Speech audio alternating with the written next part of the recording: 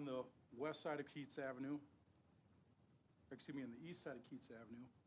On the west side of Keats Avenue, the city has a trail that runs from 8th Street north to 5th Street north. So it runs parallel to the county trail, but doesn't go quite as far, because the county trail goes all the way down to 94 to Woodbury.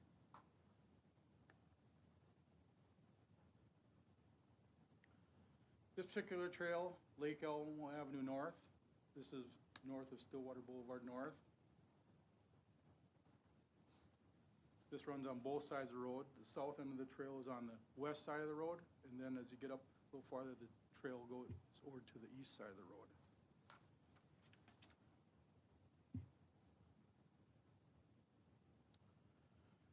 This particular trail is at the intersection of Stillwater Boulevard and Jamaica Avenue North. It's right at the roundabout. It's that short little section right there. That's the trail, just does that little area there, and that's it.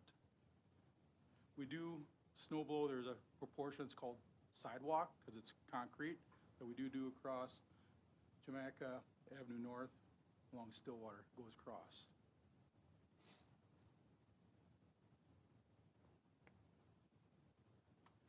One of the questions was if we were to maintain the county trails, snow blow or do snow removal on there, equipment and man-hours required to do that within the right-of-way, the county's right-of-way. There's basically two different seasons. Early season snowfall, we can run a truck down these trails, but as the season goes on, we get more and more snow. The snowfall comes into the trails, encroaches the trails.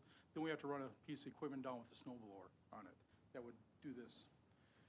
Early season snows, it'd take one pickup truck. Estimated labor to do the county trails would be 1 to 2 hours for man hours, that is. Late season snow, we'd have to use a tool cap with a blower and estimated 3 to 4 hours, because that piece of equipment travels much slower speed. We'd have to go around to do those trails within the county right away.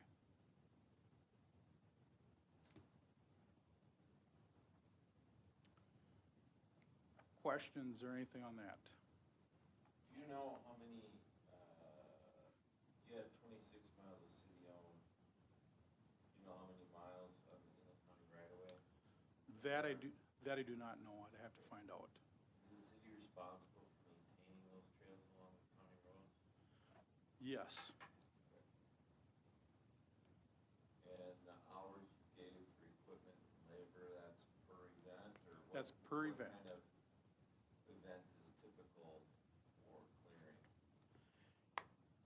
Typical event, like I said, early season is going to go a lot quicker because you run on a pickup truck. But when you get later in the season, now you're using a different piece of equipment. That goes a lot slower. Mayor, your mic is muted. Oh, sorry. Thank you. Yep. So, question related to cost for doing that. When you use 1 man hour versus clearing the roadways, what's the impact on clearing roadways? Roadways come first. This would be secondary to the Okay. roads. Sidewalks would be first because we have our ordinance we have to follow. Right. So sidewalks would be second, then followed by the trails. Okay. So we don't know what this would cost the city overall. Do you have a ballpark figure that takes into account labor, equipment, with an average events per year? Well, if we decide to remove snow on all city trails, we'd be looking at getting a different piece of equipment, actual machine for that articulates, because a lot of these city-owned trails go behind properties through our easements and everything, and to do it with a pickup truck, we're going to be doing more damage than can be done because the truck doesn't turn like an articulating piece of equipment. So a piece of equipment like that, the city's going to be looking at about $100,000, $120,000. I did not figure out how many hours we required for staff to remove snow on all 26 miles of trail. Okay. Others, questions? Yeah, I think part of the discussion we had last year is in some areas of the city, there aren't sidewalks, there are just trails. And the city ordinance says adjacent property owner must clear the snow from in front of the sidewalk on their home. But if you have a trail, there's no requirement for them to clean the trail. So like where I'm in the Royal Club, we have a concrete sidewalk that goes up, and then all of a sudden it becomes a trail joins in, and it's a bituminous trail for 3 or 4 blocks. And that never gets cleaned because there's no, the property owners don't have to clean it, because there's no ordinance that requires it. And we had a similar situation down in the southwest part, like 5th Street or something. Trying to think where it was. Marty and I were talking and looking on the map about it. It was a similar situation where there's no sidewalk, there's a paved trail. And so the owners were complaining, why doesn't that, why does that get clean? And there's no ordinance that, the ordinance doesn't define what a sidewalk is in a way that would allow us to enforce them. The adjoining property owners have to clean the walks. And that was enforcing people to walk on the street. And so part of this was, can we redefine a sidewalk in a way that makes the trails, where they function as a sidewalk, sidewalks? Because actually, our building requirements are when the developer puts in a development, he has to put a sidewalk on one side of the street. So I asked the question, so why do we not have a sidewalk instead of a trail over a large section, in the Royal Golf Club, both on the south end and the north end? And I never could get an answer who waived that sidewalk requirement. But now the adjoining property owners don't have to clean it, and the sidewalk clean part just ends and people have to get and walk on the street. I've also noticed quite a bit there's sidewalks on one side of the road, and then there's a paved trail on the other side in a lot of these new developments. So I don't know if that plays a role into this also, because the sidewalks are getting cleaned on one side, and obviously, like you're saying, trail on the other hand. I think part of the discussion was along 5th Street, Yeah, 5th Street, that's correct. where we have sidewalk on the south side of the roadway. There's a trail on the north side, and the sidewalk is behind homes that don't necessarily have a frontage on the sidewalk. And so part of the question was, why would those certain homes, there's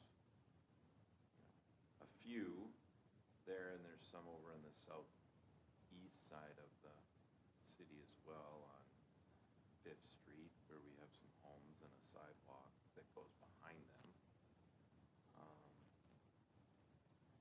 Requires the homeowner to go out on the street or get behind their house. So I think that was part of the Yes, discussion that too, was if I part of it too, recall. yes.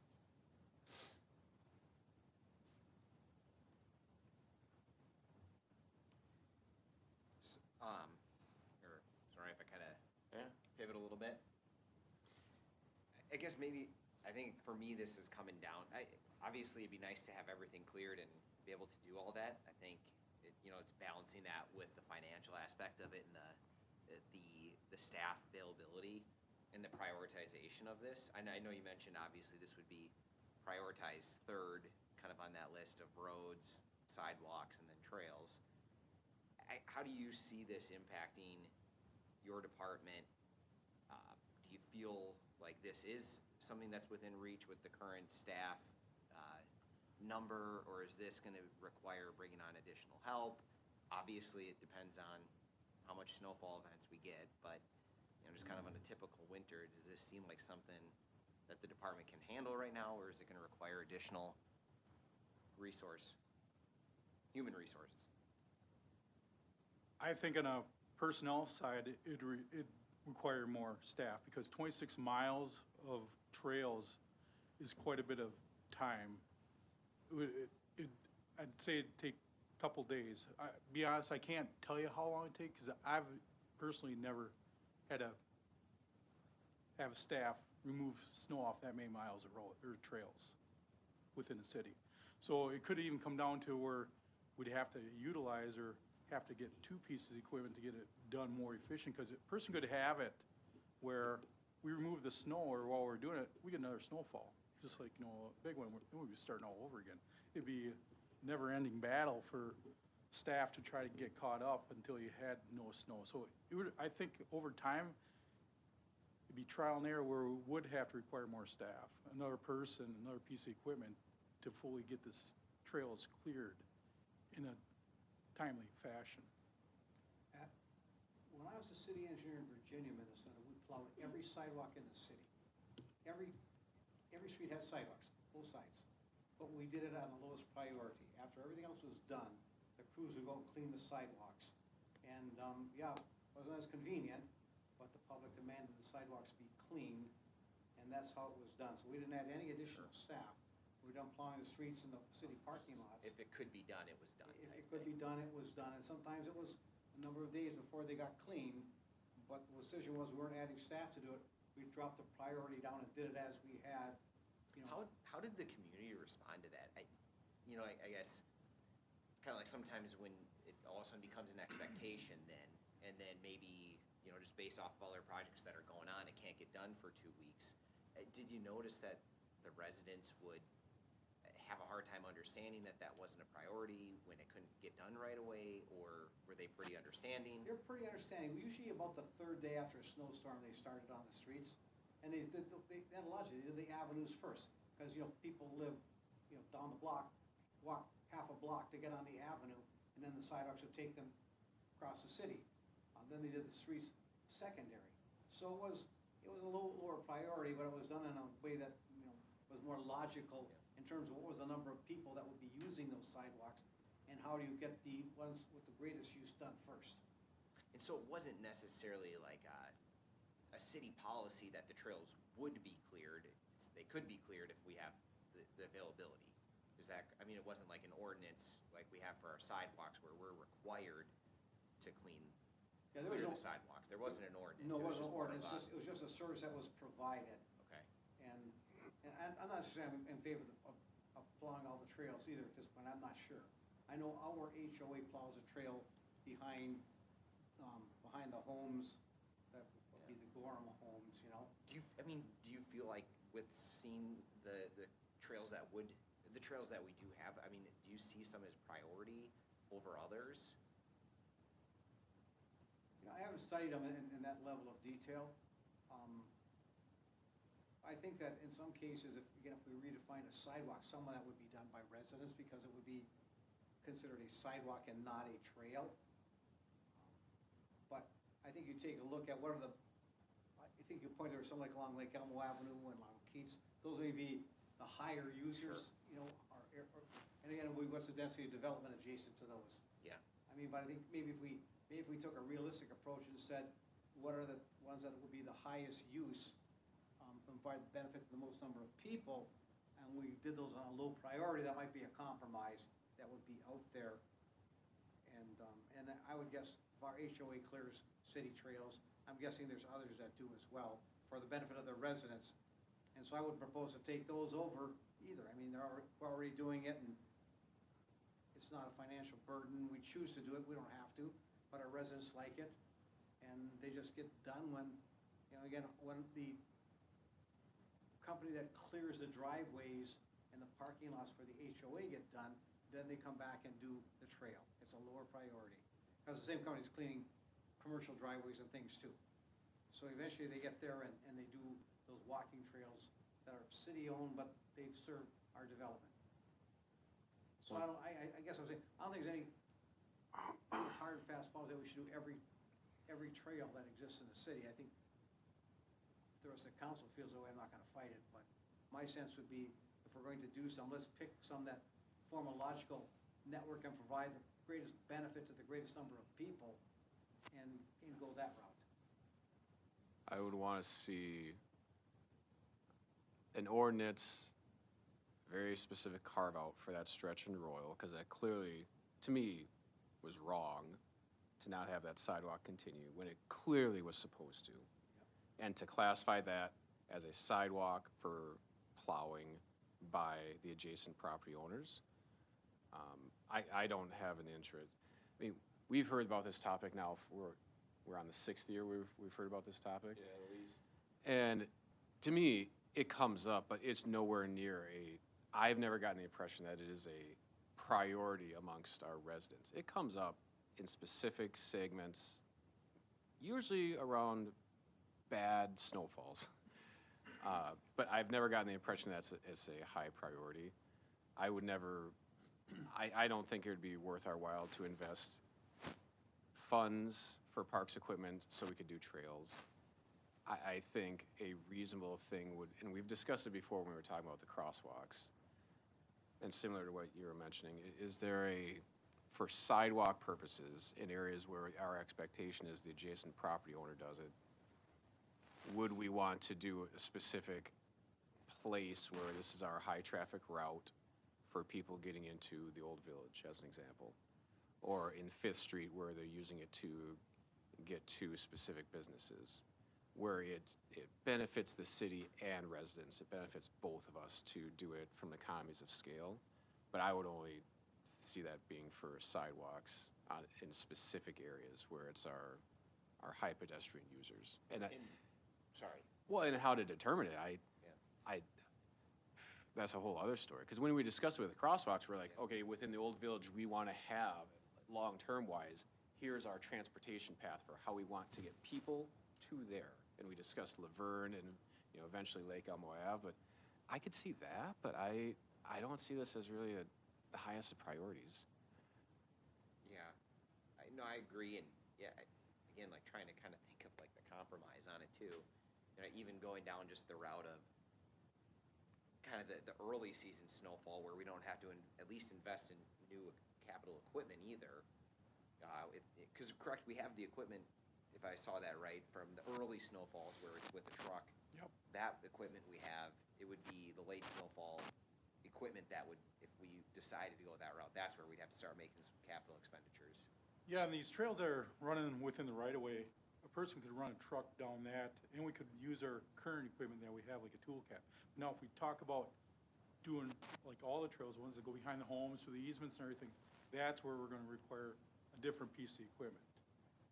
Is it because it's also the undulation, there's slope changes, there's tighter turns? Tighter turns is the biggest thing. Got it. Oh, yeah. And less right away, less That is correct. width. Like, I think our trail is maybe 15 feet easement, if I remember rightly.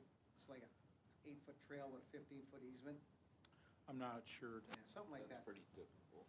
But I think that, I think we went back and first said, if it's a something paved in the right of way in front of a home, it's a sidewalk. The adjacent owner should clear it.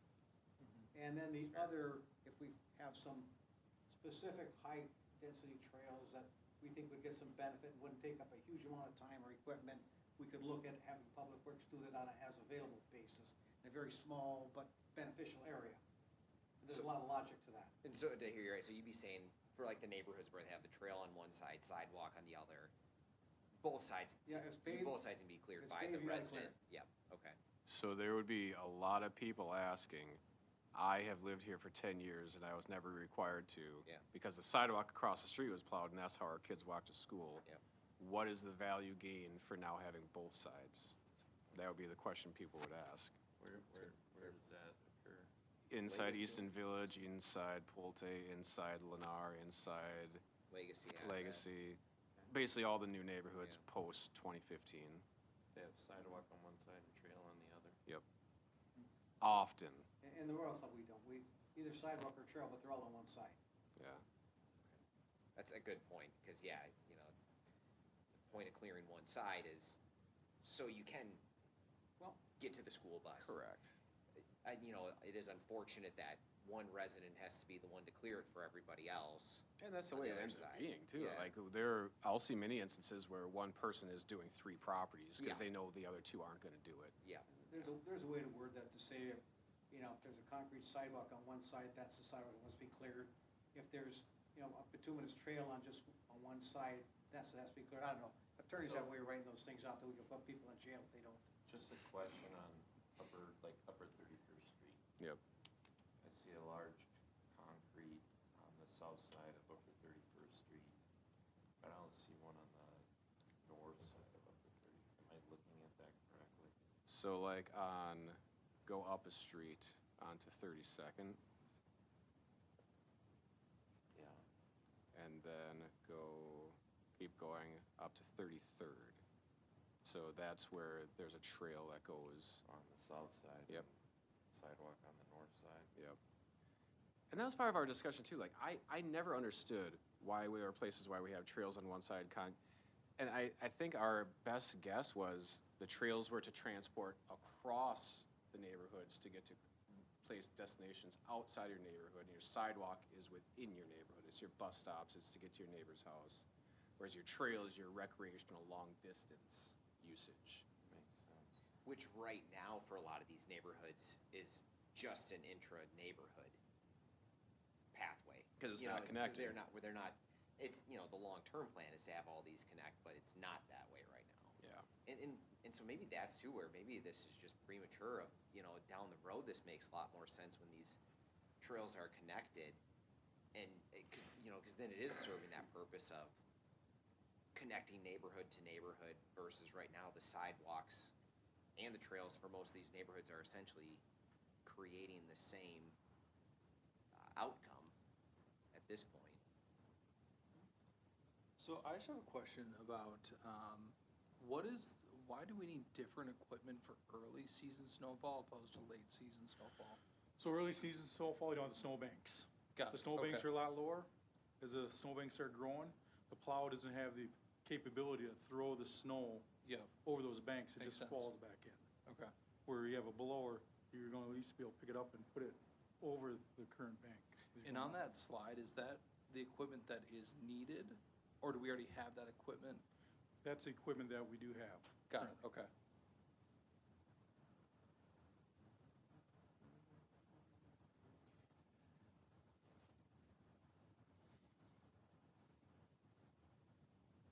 I see the logic in having people clear out paved sections that are in front of their roadway. And I see some logic in arterials, or I don't know that constitutes an arterial, or Fifth Street that runs east-west with sidewalk behind homes, not really homes fronting them, that those get cleared in a staged manner. I'm still not, until there's a tax base that provides amenities to the city beyond rooftops, in other words, increasing taxes on residents to provide that amenity. I mean, as many people that say this city does it and that city does it, you can find cities all over the metro that don't plow their trails. So I think sidewalks are more of a necessity, given, they're still connectors and they still can be used during the winter. Trails maybe less so, that's just my opinion. Is Village Parkway an arterial? I don't know what's that class, probably a collector. Because Jack had already said that was designed similar to Fifth, it just doesn't have a median in the middle, but it's traffic-wise supposed to be I similar. think it'll end up being a collector, meaning that all the streets that go to it, it collects the traffic, go north-south. And I'm trying to think like where else would that similar, Where Fifth Street's supposed to go all the way across the city. yeah. Village Parkway ends at 30th and would end at Railroad. Stillwater Boulevard after the crossing, right? Yes. Well, maybe we start off with just the sidewalk part that's fronts on homes. I think that makes sense, and I see what Jeff is indicating in Easton Village. It's a very small section, in my opinion, again, that there's trail on one side and sidewalk on the other. That's one instance. Trying to zoom around, but my computer's not really cooperating right now. On the other roads in that neighborhood, it's just sidewalk on one side, nothing on the other side, correct? Yep. Yes. Yes, Well, the maybe we idea- define, say, where there's a concrete sidewalk on one side, the adjacent property owner must clear the concrete sidewalk. Where there's only a bituminous trail on one side of the street, the adjacent property owner must clear or a bituminous you- walk, you could- adjacent must clear the bituminous. You could clarify it that way. Just clarify simply. And then there's the trail that goes within North Star. their main. But if you delineate that as Councilmember Dragic just indicated, does that alleviate that concern? Because they have it in the main entrance roads, sidewalk in front yards and trail in front yards. On And- 39? Yep, going into Legacy, and Yeah, I it see goes that. all the way in. Yeah, but there again, it's concrete on one side, is it bid on the other? Yep. Yeah, so then, as Councilmember Dragisich indicated, you have a delineation of asphalt versus concrete on one side.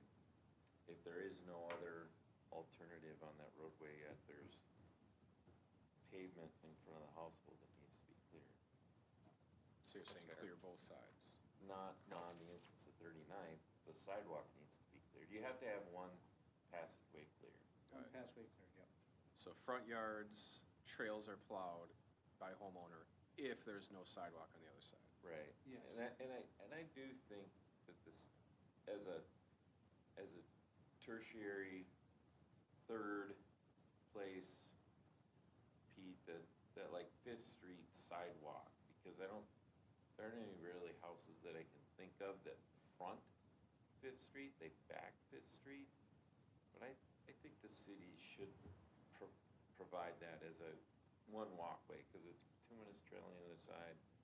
It's a larger street that's supposed to connect one side of the city to the other overall.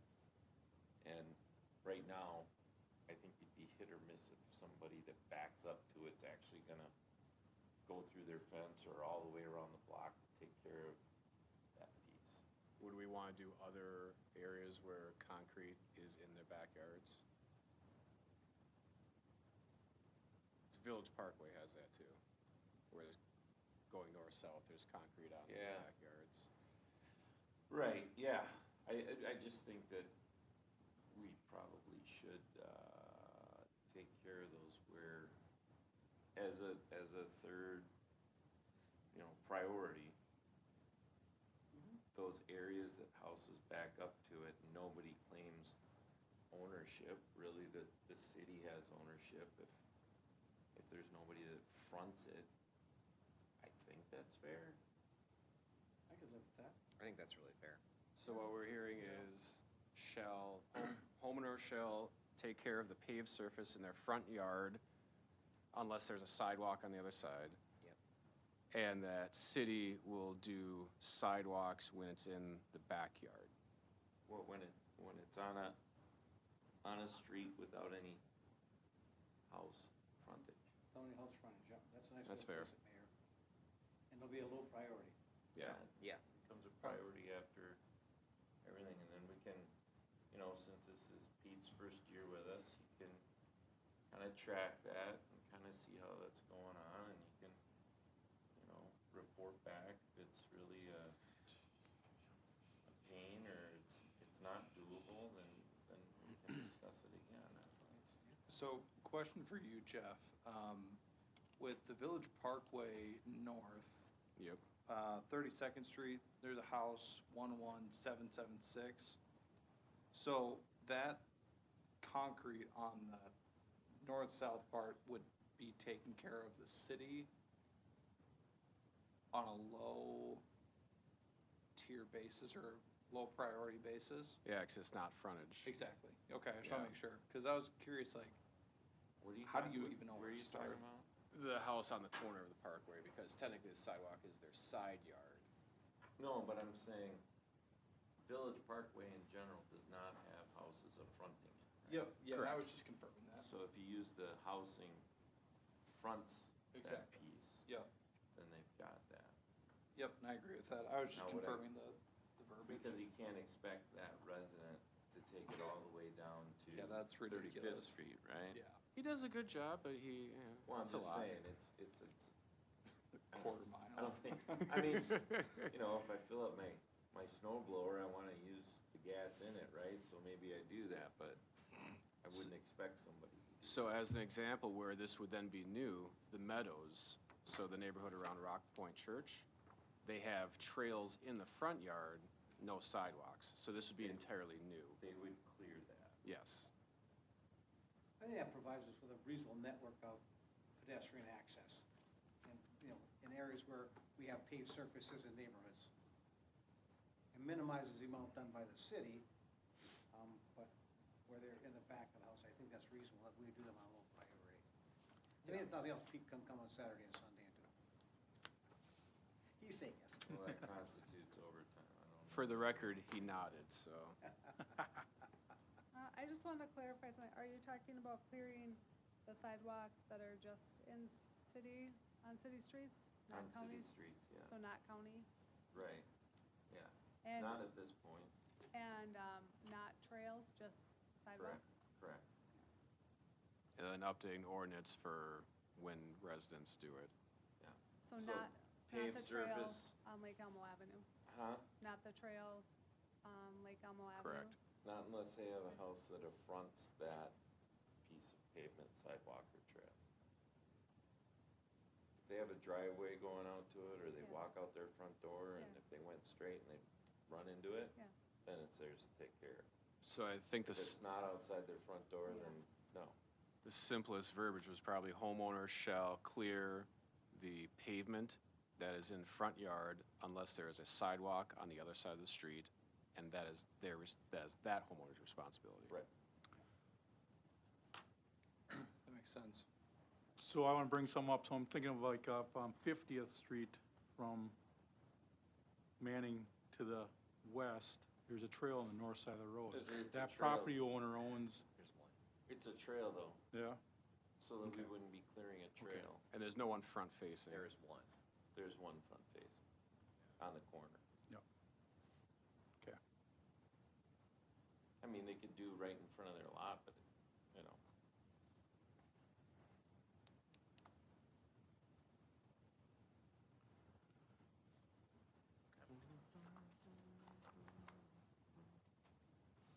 Yeah, that's a weird one. It'd be nice to be able to get that trail to connect in something, whether it's at Tanner Ridge or the private trail that's to the south, around that lake. I can't remember what it's called, but that lake floods too. Gotcha. It's got no outbound outlet, Yeah. so it bounces high. Is that clear as mud? so we're looking at updating the ordinance to include trails that are paved when there's no sidewalk on the opposite I would side of just the say- road, on the front, home front. Paved passage, don't make a comment between sidewalk or trail. Okay. Paved section, and front, house frontage. If you start saying trail or sidewalk, and then sidewalk/trail, I think it can get pretty confusing. I would just bring it back to a basic. Paved frontage. This will be a communications opportunity. See, I think where we have sidewalk on one side, we should say, when it snows on an even day, the house on the even side of the street clears the sidewalk, and it snows on So, an odd day, the house on we'll, the other side. We're digressing here, so I let's, was just presenting an alternative, man. yeah, I understand that. Are we good on that one then, staff? Yes? Yes. Okay. We'll move on to purchasing policy review.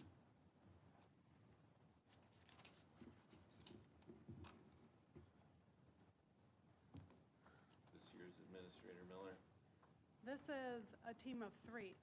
This Okay. is, Oh, well, yes. the whole team here, a discussion, but, yeah, so we looked at our city's purchasing policy that was last updated in 2018, which most, if not all of, the current staff were not here. So it's a good opportunity to look at it and to see what, kind of aligns with our current practices, suits council's needs, obviously is in alignment with state statute. And so we did start by looking at about 10 different cities' purchasing policies, and came up with some staff recommendations. So probably have Clarissa go through them with you, and then we just want to see what feedback the council has on this. It's okay, I'll just kind of go through the summary, and then we can go through the actual document and focus on the things that you guys are most interested in. So just in summary, like Nicole said, we sort of high level remove processes that didn't align with our practices, are laid out in other policy or process documents, or are just not purchasing related. So cash receipting is covered elsewhere.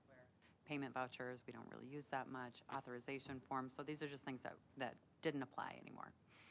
We added a quick reference guide to clarify the options for procurement at various purchasing amounts and the approvals necessary. So there wasn't a chart before, and so reading through paragraphs when you're just trying to kind of find information got a little tedious, and trying to make it easier to read. We consolidated the construction contract services and purchase contracts. That was one section, and the professional services was a second section. So we combined those into one section and clarified that that it's the approvals necessary and the procurement options that are different.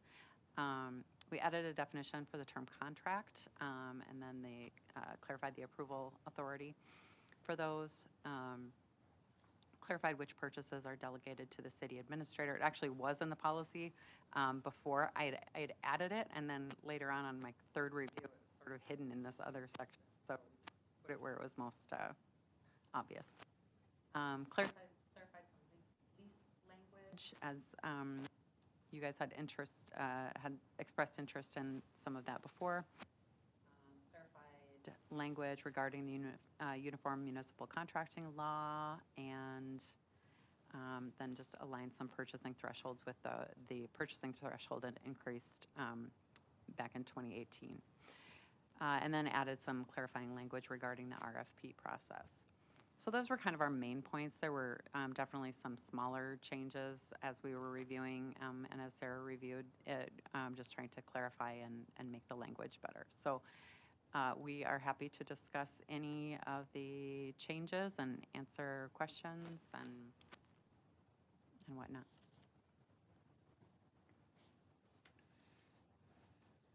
So in the contract for purchase amount, do those amounts, do they line up with other 10 cities that you've been discussing?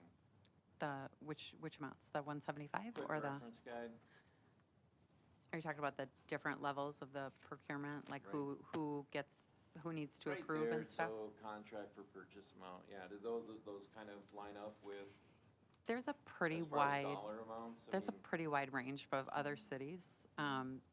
The purchasing amounts actually that we didn't change from our earlier policy, so we didn't want to revise those. I would say, I think I'd even made note at one point, was it the most common was around 20,000 Yeah. to, I guess, is there a state statute that talks about this with city administrator, form of government versus city manager, or is it up to council, they can designate? There's a state statute, I can look it up. I mean, we're not gonna call it the cities that are. I just, Any different, but- I know that other governmental agencies, as time has gone on and costs for goods and services have increased, they move that number to make sense with normal procedures that they deal on an everyday basis, whether it's a direct select or a letter of interest or an RFP value, right? So, like sealed bids, direct negotiation, the third one. I mean, $10,000 to me seems like a pretty low bar in 2026. Certainly, I don't think we should be on the state level where I think it's $100,000, right? Because they deal with X magnitude more than we do. But it doesn't take much to require a sealed bid Yeah. of $10,000 anymore for something. Even if you're getting 3 quotes or something like that. sure. I mean, And just to clarify, in that section, those are the options available, so you don't have to do a sealed bid. Right, up to 10,000, but after 10,000, you no. can do direct negotiated. Yep, direct 'Cause- negotiation, And cooperative RFP. purchasing. Yep, so those are all options. I think the main point in that particular line is that question of, are we bringing those back, are we bringing those to city council before we make a decision? Or is that something that you can delegate to the city administrator? And keep in mind, the things that are already delegated to the city administrator are listed in the that section below. Is this, so payroll-related expenses, insurance premiums, routine operations. So a lot of what we do is in this section, so it's really sort of the sort of extra project type stuff maybe that would come up. I mean, Do we have any idea when the $10,000 figure was put into place? Was it 5 years ago, 10 years ago? Do we have no idea? The last time this was reviewed was in 2018, so it was at least that long ago, if not longer.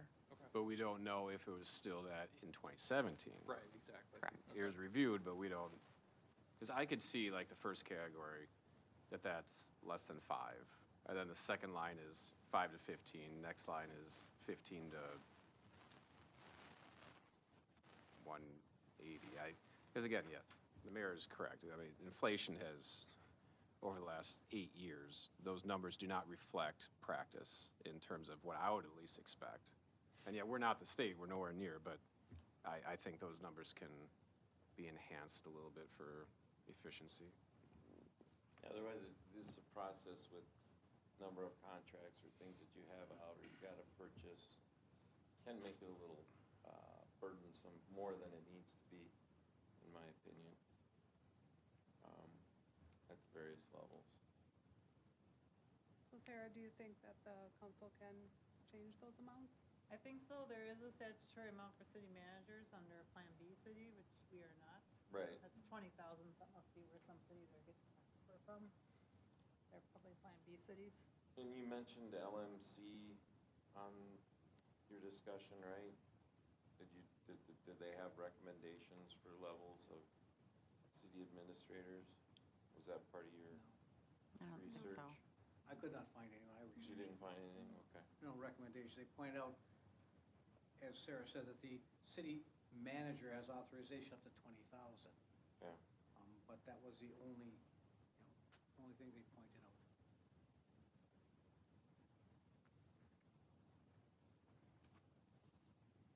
Do we see these administrative approval expenses?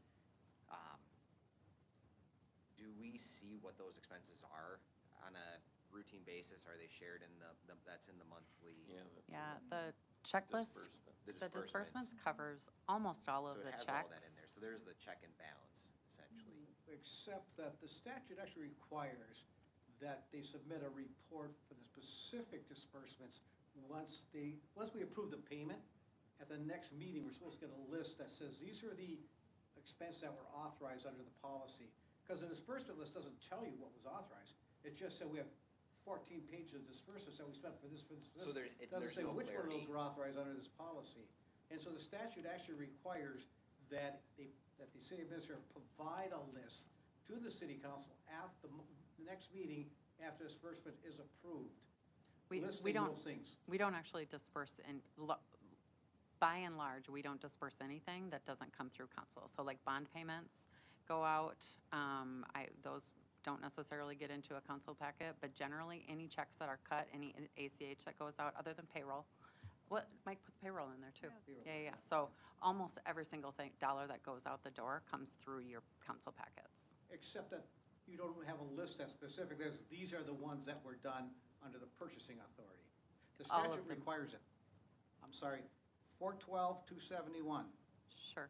A list of all claims paid under the authority granted to administrative staff under the purchasing policy shall be presented to the city council for informational purpose only at the next regular scheduled meeting after payment of the claim. You see it before then. You see it before that gets mailed. You want us to do you want us to But we don't know which re-report? ones they are. You give us 30 pages of bills you're gonna pay, and nothing says, these are the ones that are approved under the purchasing policy. So for So they're- instance, we had, recently we hired someone to be a lobbyist for us, okay? And when we pay that bill, are we gonna get a report on it? We never Yes. do. We've never once got a report that said, the city administrator authorized a disbursement of $8,000 for something under the personnel policy, under the purchasing policy. Never got one yet, and it's required under the statute. The list of disbursements, it says meeting after it's paid. I mean, we did get informed of it in our Well, weekly. But that was one. We don't know any of the others. Well, no, but to your example, we did get a report. We were informed that the decision was made for the specific amount to which firm and on what date. So we And- were informed. That's the only one, though. And you would see the disbursement before it's actually dispersed. So I guess I'm confused about what additional Well, the report statute you would says like. it has to be provided the next regular meeting after the payment of the claim. After the payment of the claim. So, you but pay- sometimes that payment doesn't happen in between the two meetings, so. Well, understand, but after the claim has been paid, we're supposed to get a list of what claims are paid under the purchasing policy authority granted. That's the statute. Is there something in the new fandangled finance software that would give some sort of indication where you could put a note, like a number note, and have a note at the bottom saying these items were associated? I'm just trying to. So we trying to don't make actually, it more so our streamlined. practice actually, like, we don't pay anything. You guys, the payroll is paid according to the policy. Obviously, Right. we pay that on time. But we don't actually pay anything until after the city council meeting. So you guys are essentially approving these checks. Nothing, so while Nicole may have hired a lobbyist, before that lobbyist is actually paid, that disbursement, that check approval Right. comes through you. We actually don't technically utilize a lot of the, I guess. 'cause we didn't know it was in there. What I hear Councilmember Dragisich looking for is something that doesn't require council to dig through all the disbursements and make a determination as to what was an administrative cost versus what is a required cost for salaries and whatnot. I guess that's what I'm That's hearing. what, that was gonna be my question too, Right. is that the Yeah, goal is you want more clarity If the behind what are the If the administrator approves a purchase under this policy, up to $10,000, or whatever we said, 20,000, that's approved after the claim is paid. We're supposed to receive a report. Yeah. What those purchases are, that's a statute. There has been instances where I've had a question related to whether it was training or something that certainly not just under this administrator, but the previous administrator, where I'm like, well, what is, I'm just curious, what is that? Not that I'm against training or anything, but what are we getting for that $7,000, right? Or $4,500? Maybe it's a speaker to come in and talk to the staff and go through some Kaizen process, lean process, or something like that. I don't know, but I think I understand what you're looking for. And I know that it's all spelled out in the disbursements and stuff. It's just looking for those items that are under the administration's ability to do that wouldn't necessarily pop out on the page to the city. It's just So- some of that transparency stuff that we're looking for. I need a little bit more clarification, a little bit more help on it, because, so these are not things that are over budget, these are things that are in the department's budgets. Yeah. Not, things will come up, right? Yeah. So is it, so, Let's What? say you hire a coach for public works staff or something, and a presentation on, that's in that $4,000 or for city staff or something. It's within the budget for training, and it's in the thing, I think it's just a note, here are the things that were done in the last disbursements that were approved and were initiated by the city administration.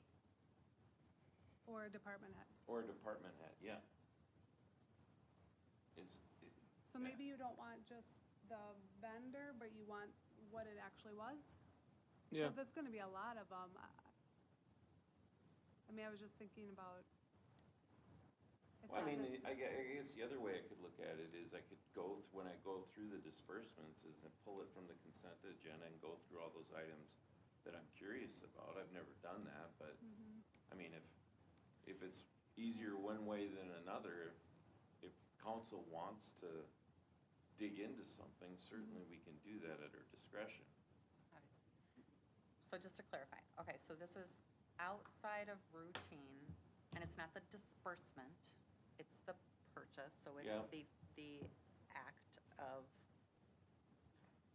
the, something that's not sort of a monthly or, Right, if Quarterly it's expense, to right? So Councilmember we have- Dragic's point, if it's something like a training or a lobbyist or maybe the staff has an off-site team building organization, something like that, that's not standard. okay. So I think that would be relatively easy to implement, there's not like a flag, oh, there might be a flag. I probably have tools I don't even know about that I I'm haven't learned guessing you yet. probably do. And that's what I'm trying to see if the new software has something Well, that you can flag it and make it easier, I and guess. most of the items like that would fall into certain GL codes, right? And so then it's just a matter of, did you say it's monthly or how often? It's supposed does to the be code- after that, so like, After the, if it was done last council meeting, it would come to us next Tuesday. Or if it's next Tuesday, then it would come to us in the first meeting in June. so essentially along with all the all the AP, we'll run a separate report that we then like flag which ones were, And to my understanding, Councilmember Dragus, it just does not require any sort of resolution or motion or anything like that. It's for information purposes. It's information purposes, right. I mean, again, if a purchase is made under the policy where the city administrator said, we want to bring in lunch for this, and I've thrown up to $10,000, I have to go to the council for permission. And I'll it's in the authorize it. budget. Yeah, then, Yeah. then. What's the statute- minimum for that statute? Statute, there is no minimum. And is it, If where you have this kind of authority we're granting this evening. well, I asked because directors also have approval for contract purchasing. So is So this any contract staff who purchasing. makes, because directors can go up to 2,500. And I'm Right. guessing that happens a lot for, who buys the computer paper? I would call that a regular purchase, so, like office supplies. Yeah. Yeah, I would But call that- that I think, oh, Those Would are that- regular purchases, though. Where I would see It's this. a purchase. Yeah. Under that, But under that, we're granting the city administrator authority to make purchases up to some dollar amount on her own without coming back to the council. What was this? Right now, it's currently 10,000. no, I get that. I'm saying for purposes of this, putting it on the next meeting afterwards, that would include directors purchasing office supplies. I don't think so, Why?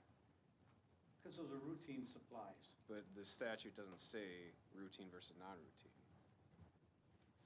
It says, Fun. that's a legal question. I don't think it's for everything. I think we're making exceptions. When does the staff have to come back to the city council for approval to purchase? Yep. Okay, and we're saying you can purchase these things up to $10,000 without coming back to us to ask. That's the things you have to put in. If we approve the budget and we say you can, we don't have to come back for gasoline, it's in the budget, they're buying it. We see the disbursements, but these are more like the special authority stuff. Yes. My goal is that whatever is discussed and we move forward with is easily understood and applied, no matter who is here for staff, because the people who carry this out 20 years from now might not be the same people in this room. Right. Is it more about the dollar amount that you're concerned about? Well, I guess, what I'm concerned about is we're making purchases, we're just authorizing a blanket, purchase anything you want. as long as it's not more than $10,000, we don't need to have any say in it. And we never specifically get told what it was. But I don't know that that's the case, because it has to be in the budget. And if we ordain a budget in the year prior, it's not like we gave, I mean, we said, use this at your discretion, and people should be able to use at their discretion.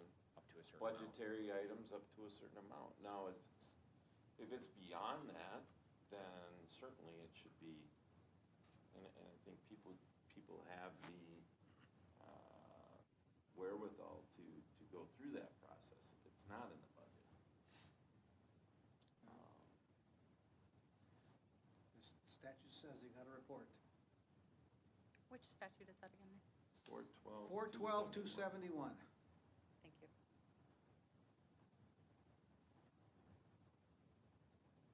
And currently, if I heard that right, we're reporting it before we actually spend it. Is that what I'm Well, hearing, right, with how it's? we report it before we pay it, but if we get an invoice, we've essentially spent it, right? Sure. So, I think that there's, 412, 271. So we're seeing all of them. Which It's subdivision? just Almost maybe everything. sometimes we might be seeing some of them before we I actually just spend wrote it. it down from the League of Minnesota Cities. So does that statute, and maybe I'll ask Sarah this question, because within that statute, it also says delegation of authority.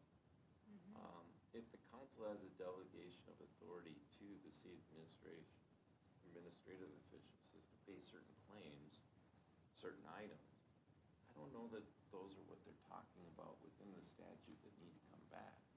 It says the procedure shall include regular and frequent review of the city administrative officials' actions by the council.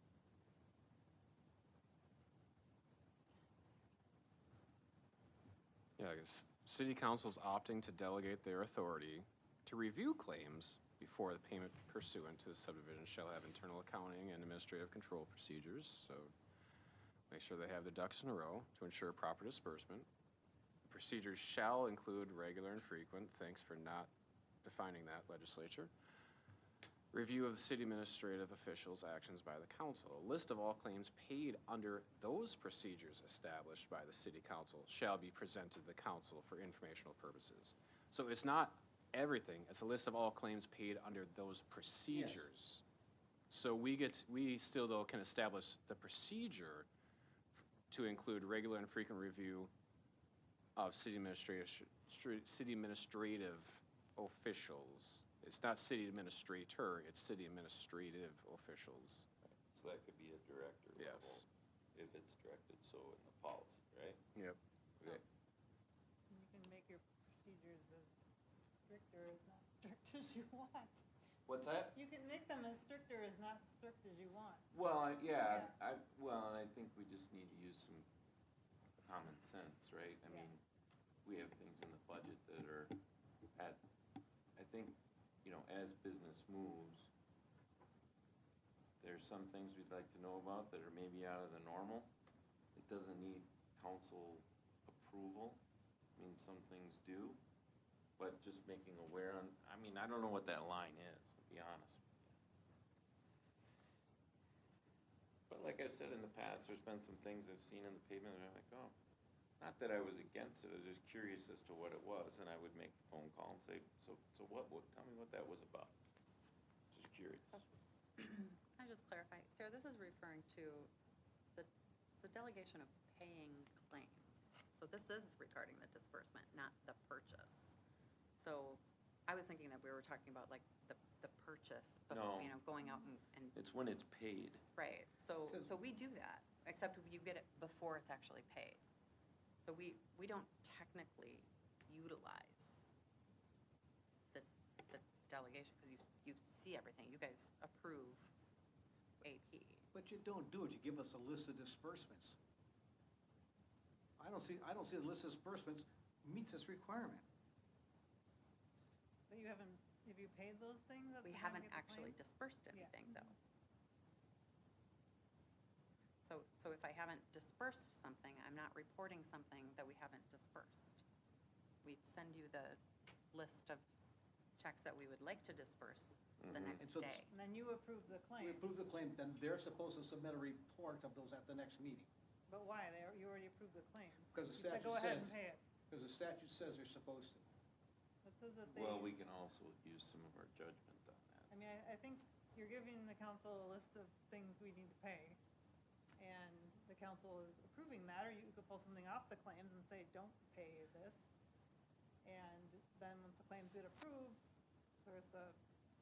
pay Well, I have a simple solution. I'll ask the state auditor for a clarification. Okay. Okay, we'll make it simple. I don't wanna fight about it because I think our view that they buy any damn thing they want, up to $10,000 and never tell us what it is, except we get on a list of claims, is ridiculous. I think It's an your abrogation of our authority as a member of the city council. Councilmember Dragisich, I think your excited claim that they can do anything they want is not correct. It's not valid because it's still within a budgetary response of what we have allowed them to do in the fall prior with the city taxes that we incur or revenue that we have. So I don't think there is, I'm gonna disagree with you on that. So no department ever overspends their budget. That happens, but if it's within budget, and we've already set that budget, and I would expect that the staff that's going over budget would bring that to us and that we would be alerted on that fact. I would be willing to bet if we went back and looked at the last couple of years where we had line items in the budget that were overspent, we would find that we never actually approved the amount that was overspent by that budget. I don't know that I remember seeing many overages. I'm not total, I'm not lying, there's any authorities in the budget, the budget's a line item budget, so we budgeted $10,000 for garbage cans, and they spent 15. I don't ever remember us saying, oh, did you come back and get authority to go to 15? I do recall times at which items have come back in the purchase agreement saying that this is over the budgeted amount by X amount of thousand. It was already spent, they didn't come back in advance for approval. No, that they had to come back for approval because it was over the budgeted amount. I guess I just don't remember that. Yeah. I just think do- we're writing a carte blanche, buy whatever you want, never tell us except on a list of bills, so we have no idea what's being purchased, other than must have been in the budgets, in the list of bills, and the statute specifically requires that they do that. Again, I'll disagree with your characterization of it being carte blanche. I don't think that's fair or appropriate. Well, that's the way I view it, I'm sorry. So That's in fine. terms of next steps, when we pay the lobbyist, obviously payment is based upon contract, whether it's twice over a 3-month period, whether it's biweekly, like, these payments vary depending upon the service or the item, right? When we send money out, is there a set process, like every Friday at 7 PM, all the program payments go out, no matter what, in what entity, what contract? No, outside of special things like bond payments, all of our checks come through the AP process and cycle through. Now we have our fabulous new software. Thank you again. So we have an electronic approval process according to our policy. Those get reported to you in the packet. The checks go out then the Wednesday following the city council meeting. So essentially what I'm hearing is a request that after the checks go out, there's a printed list of every check that went out. When it is specifically a choice of a payment made by a director or administrator. Does that summarize? That a list, yes, the check went out for this and this, that Jason made for a training, that Director Stopa, that Administrator Miller made for this. That's what I'm hearing, correct? Because if that's the case, it's a printed list, right? You have certain codes, and it might, on any given Wednesday, might be a one-page thing. Sure, but again, I guess my response would be, I don't think that, again, I'm skimming a statute here and haven't had a chance to talk with Sarah, but I don't think we actually utilize the delegation that is listed in this statute. So we don't mail out checks. Nicole doesn't We don't approve checks internally that then we mail, that then we need to report to you. We don't do that. Because even in the case. We only disperse after you've already seen it. Oh, So okay. if we, probably actually the bonds would be the only, one of the few requirements for this, because that is something, it just doesn't go in the AP packet. I pay it when it's due. It's all in an ordinance or resolution, or whatever it is that we adopt when those are approved. But that is something that is delegated, that then, right? Because in the example, it keeps coming up about specific contract for services. It wasn't done by administrator-only discretion. It came to us for approval before payment went out. Therefore, this doesn't necessarily Disbursement apply. certainly did, yes. Maybe not the purchase, but then again, so that I think is a whole other discussion, is that what is that? Are you requiring us to come to council for a different level of purchase, or are we authorized as directors or administrator to Yes. determine how to spend our budget? So that helps. And Councilmember Jurisic, to your point, I fully agree on the import of we all want to follow statutes. This clarifies why I think we're maybe having not disagreement per se, but I wasn't fully understanding some of what you mentioned, but now I do. I think perhaps council, would this be something to help clarify? Because in these instances, we still are approving it, and it's not being done solely at discretion. It's not being done through only a delegation of authority, as in subdivision 8. Would this be something we can clarify? Because it's not a state auditor thing, this is legal counsel thing, and I want to make sure that, yes, we are following statute. And if we need to, we need to, right? If we need to, we shall. But with that, I'm very curious on.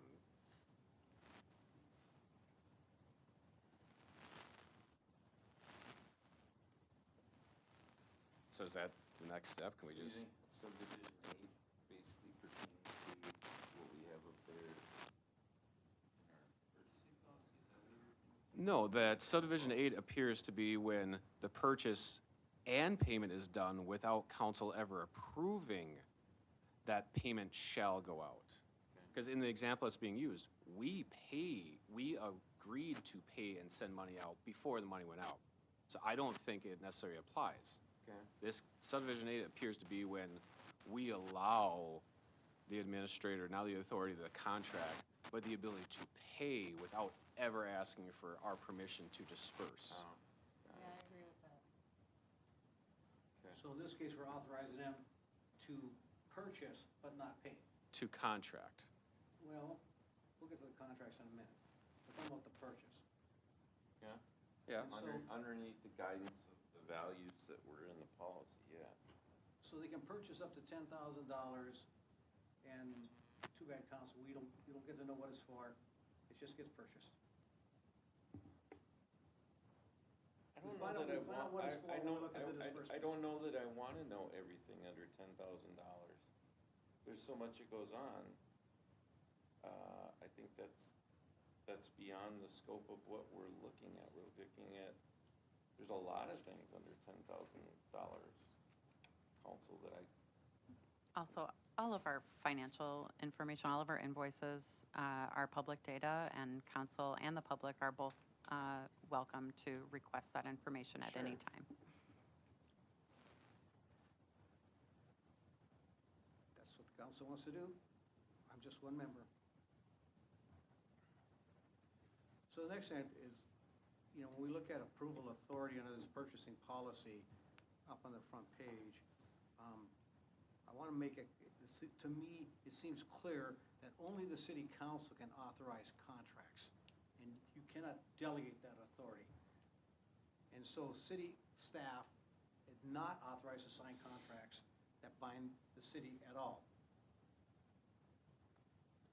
And that's, again, in the League of Minnesota Cities. that's under the approval authority you're discussing, this language Well, here.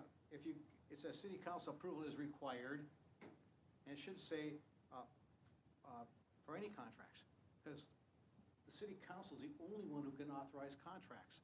Staff can't sign a contract that binds the city. Right, so what's the difference between a contract and an agreement? Because I see agreements that are limited to standard purchasing terms, and then I see long-term contractual conditions under city council approval required. There's a definition in the purchasing policy of a contract that staff added.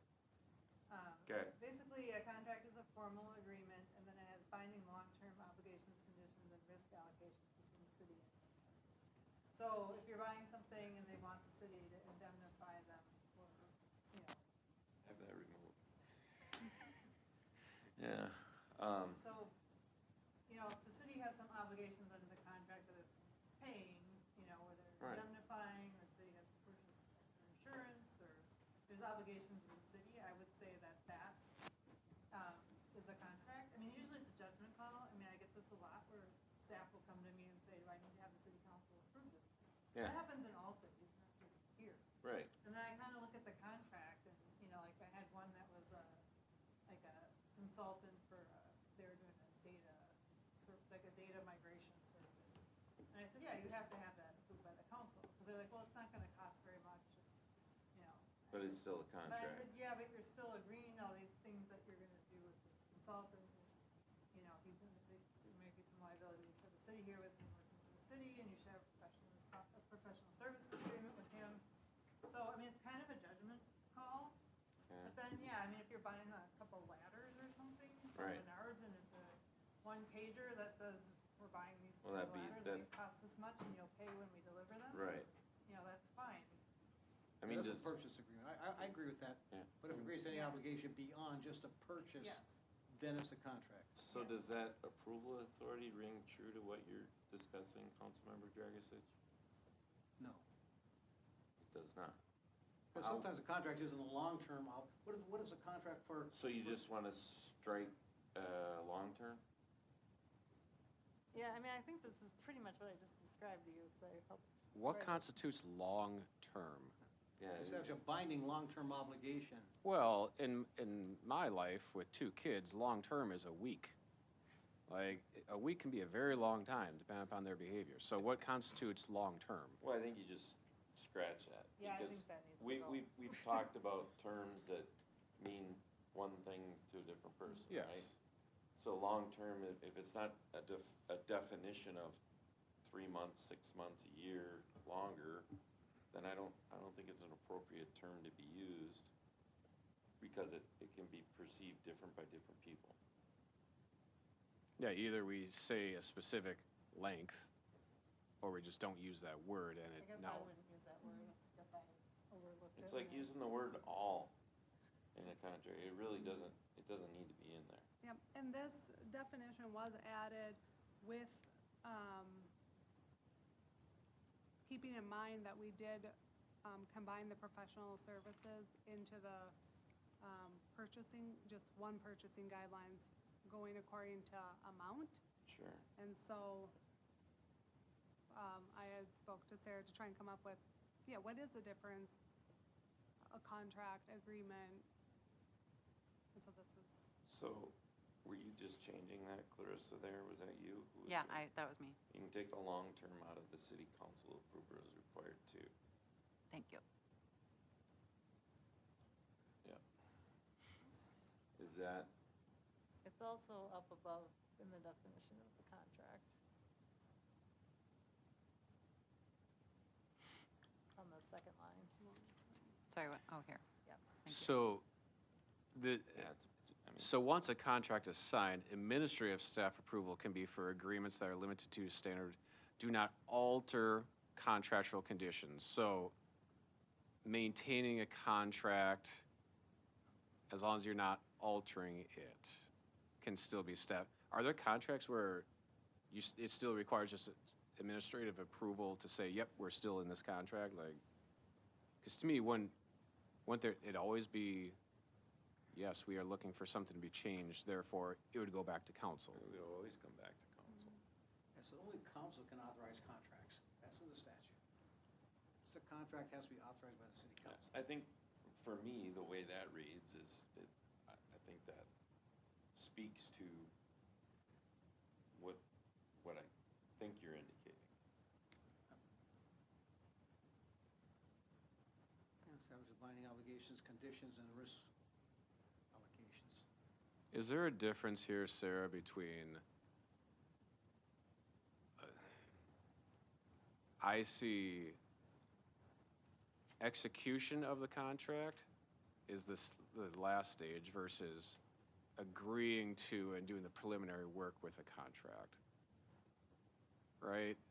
We're not necessarily talking about RFPs, but yep, I, Administrator Holt, am agreeing to have you, Consultant Johnson, come out for training next Thursday. I'm agreeing to this, but execution of it requires council approval. Is that fair? Like, I still am agreeing to it, but I haven't yet bound the city to it. Correct.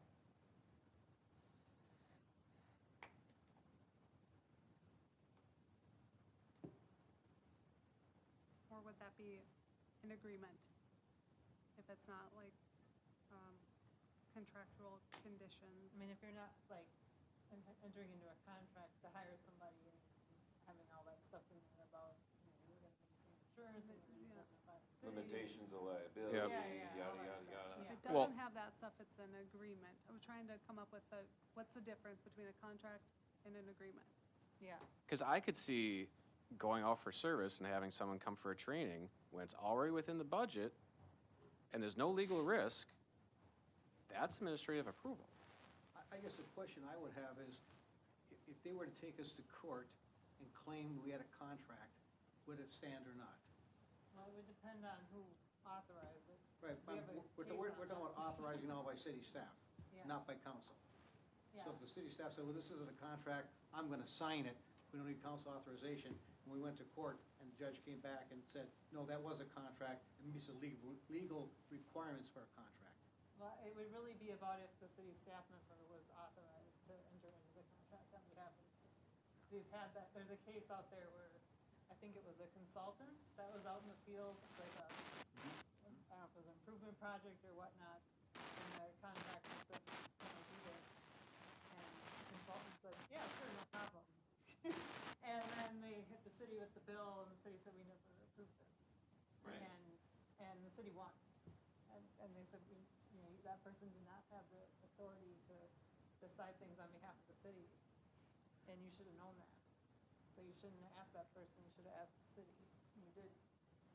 I think the other thing, I think that when we have these authorizations to do these purchases, I don't think they should include professional services. I think we're hiring a professional service, that's something the city council should approve. We're having architects, engineers, attorneys, you name it, that should be something the city council approves. Can we go to the specificity on where that touches base?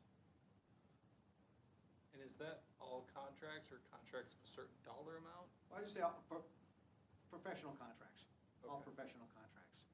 For hiring a professional service, that should be something that the council would approve. And do we have a definition of what a professional service is? Well, we'd have to define one. Okay. I think you have it. Well, Clarissa, if you go down to the professional, well, we Combined. changed it We to an changed- RFP, but it has, I think, the definition, Yeah, it's defined in Well, there, actually. but it was. Do you remember where it is? I think, Is it under yep, it's right there. RFP? Right there. So we're in the top, but,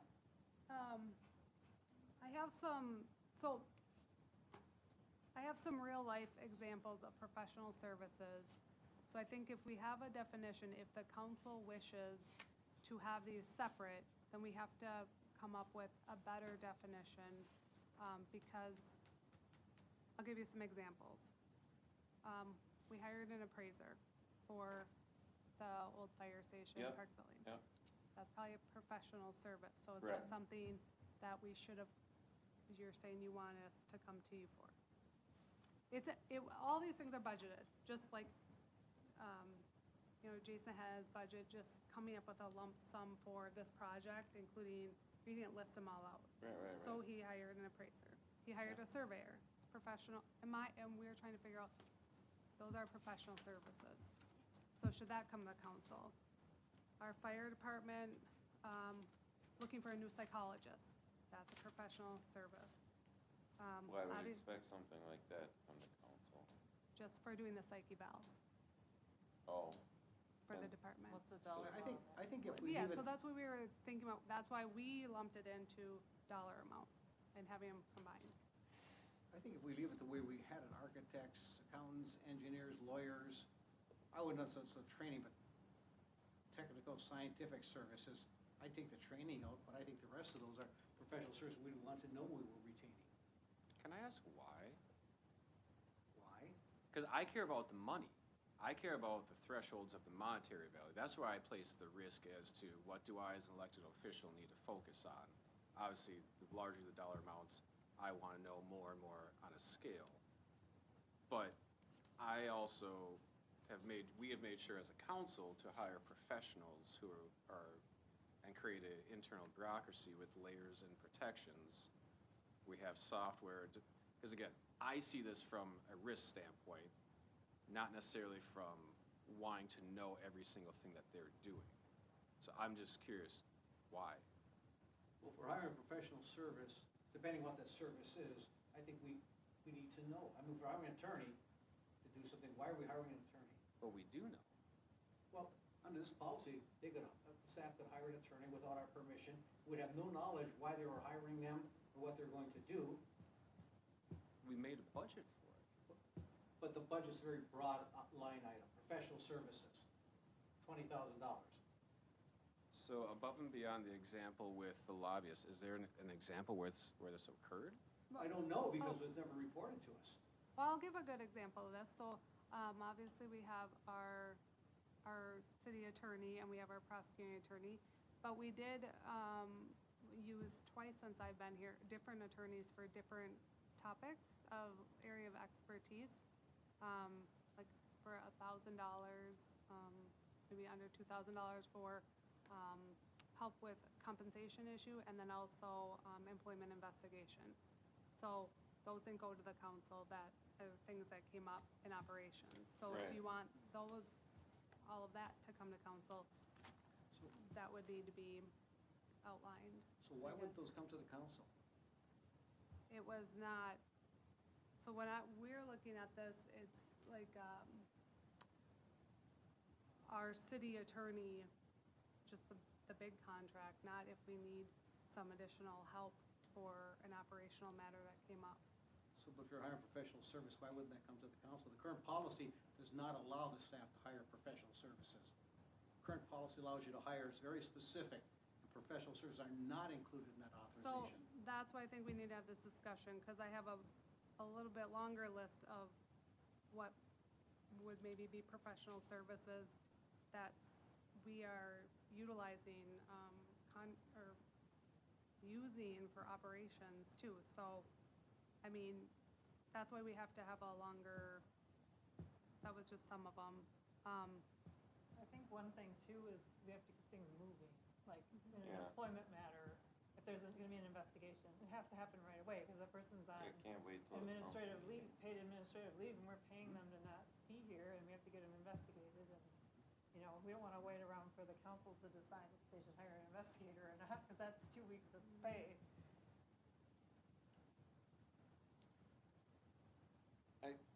My whole track is that there has to be a level of, I mean, we all live in a world where we make judgment calls on a regular basis. Or we need to, based on the timeline, and that's within our professional manner in what we do. I don't wanna, I would like to stay away from something that just makes operational things slow down more than they're needed to. Maybe that's a dollar amount, maybe that's a type of service associated with a dollar amount. But in the case of hiring an investigator that falls under the umbrella of our attorney services, I think that would fall underneath that, that we have contracted for.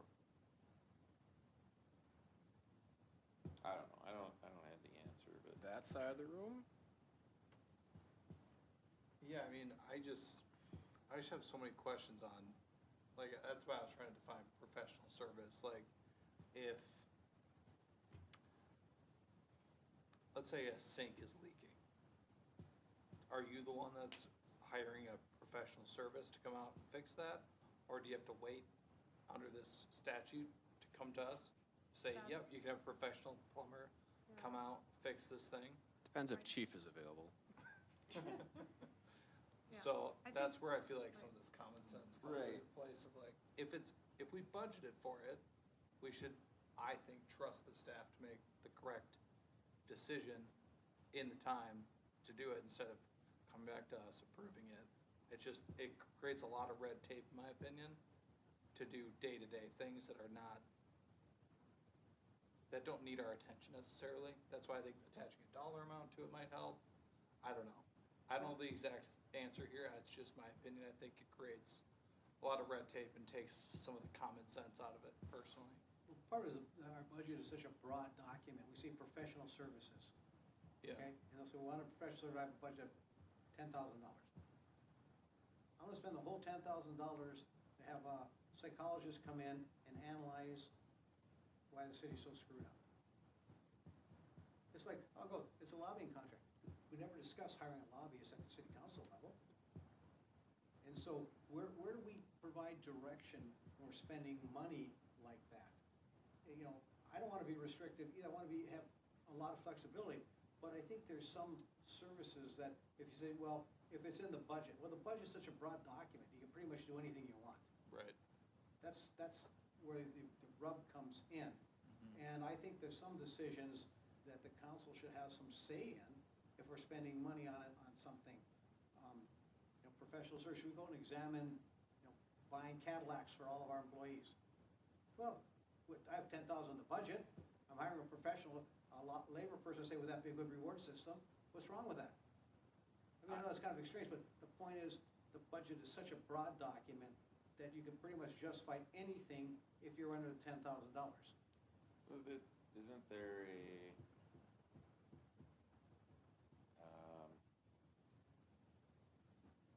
getting back to the expectations of professionals in our industry to have good judgment, and certainly the couple of things you brought up, I would never expect to happen. And in speaking to the lobbyists specifically, I was asking because we had bills that we were trying to push basically with the legislatures.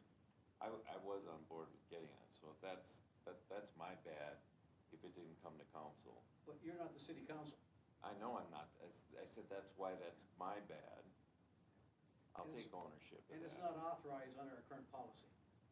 Okay, So we have two things there.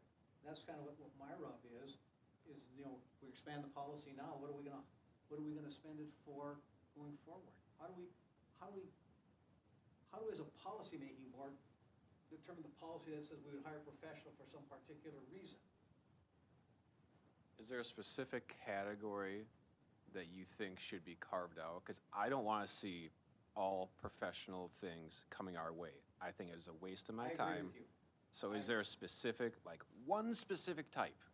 I think it's Cadillacs. what Councilmember Pregnant was saying, with the immediacy, like, if something just needs to get done, and we don't have time, we don't have the 2 weeks to wait for council, the staff should be able to go forward with that. is there a way that professional service. you've seen that written before in your Seen it in your 10 examples? policies. No, I didn't, and I think we need to be, we would need something a little bit clear because, you know, staff will take the time creating the council materials and putting it on a date, so I don't know that just immediacy should be the kicker. Agreed. I mean, I have some other examples too, well maintenance. I mean, okay, immediacy probably comes into play there. But then things that probably are not immediate, we hired WSB to create our snowplow routes. Professional service, probably, Yeah, but we've done that over years, right? Locating, so I was asking staff to try and understand what the current practice has been in different departments to figure out professional service versus good, what the difference is, so. But immediacy doesn't seem like an easy thing to define whether it needs to go to council or not. Right. So if you've reviewed this, staff's recommendation was that the professional services to come to council would have a threshold of $175,000. And so in our mind, we were thinking of like the big professional services, your engineer, your city attorney. But that's what we were- notwithstanding the governance given in the table with threshold amounts, correct? That was in there. I think it's the last item, It's the, the last. right, we kind of segmented it out in the, We were having this There. go along with contracting law Yeah. too, where the RFP is not required for professional services, but the 175,000 or greater, we put in professional services and that it would go to council. That was a suggestion by us.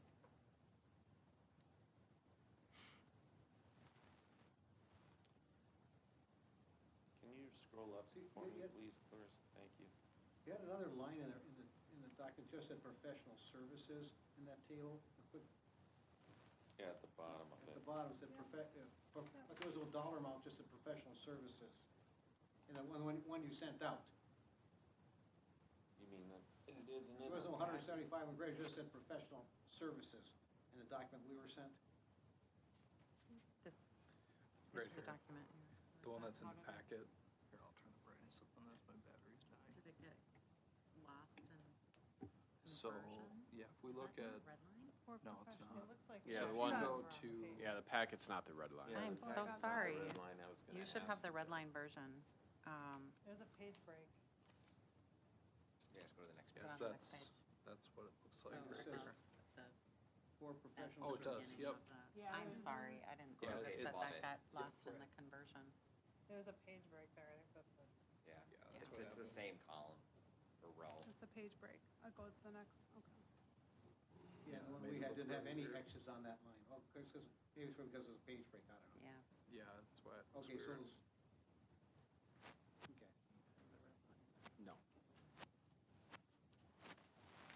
It could be the issue we have, if we don't put the PDF in the Teams, and if Julie converts it to a PDF from, it might be. yeah. I guess if we limit it under $10,000,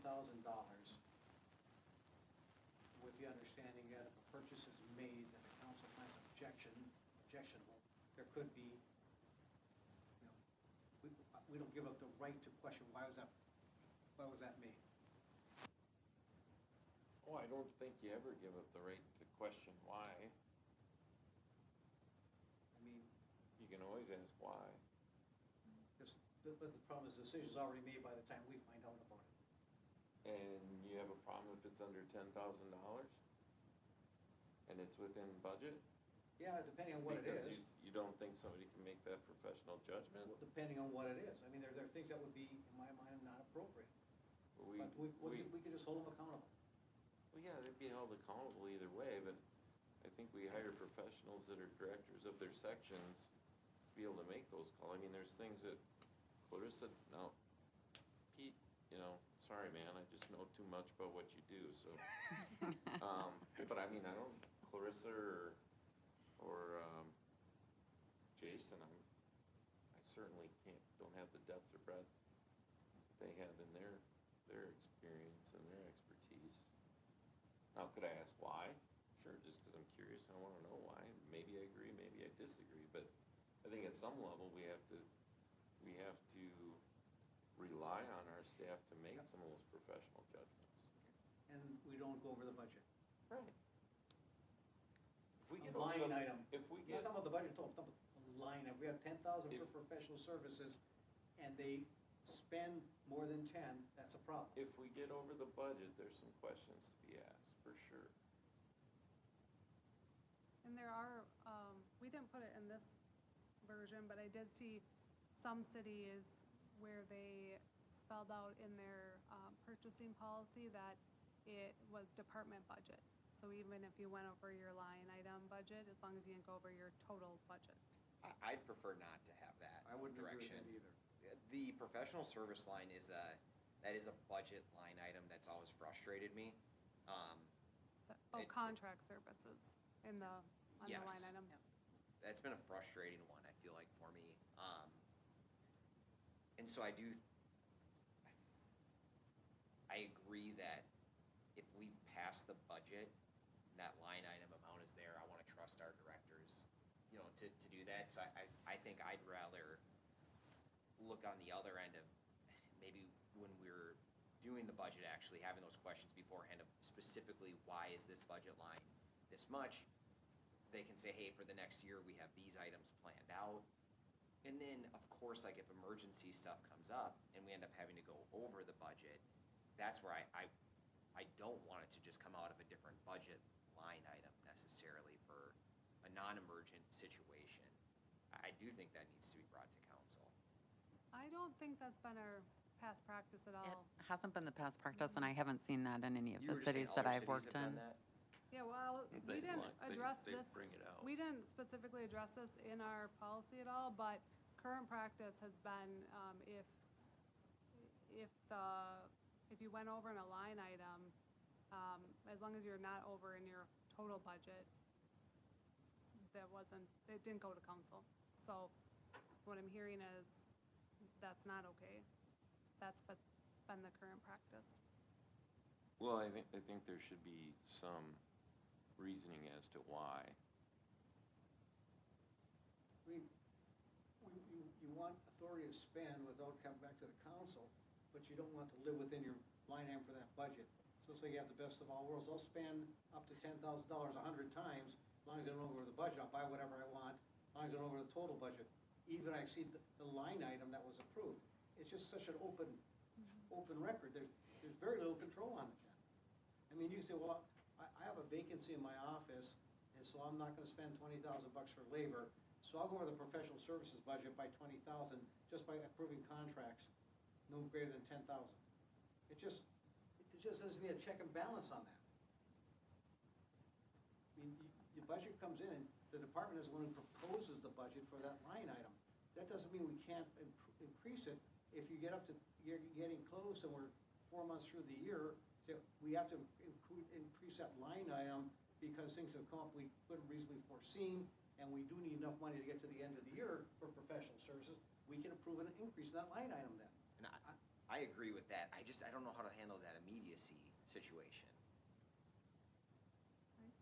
The plumber situation. Sure, yeah. I don't know how we handle that, if it's over budget, I don't want them waiting to 2 weeks to fix a toilet. And I also don't want them spending 10,000 just because they need to meet their budget for bringing it. Somehow I spent 20 years in city government, never ran against that problem, where I had to decide to spend money within 2 days. That's planning in advance. If your budget gets low and you're worried about that, come in and have that line item increased. Ask council to increase the line in case we run into this situation. I think that's fair.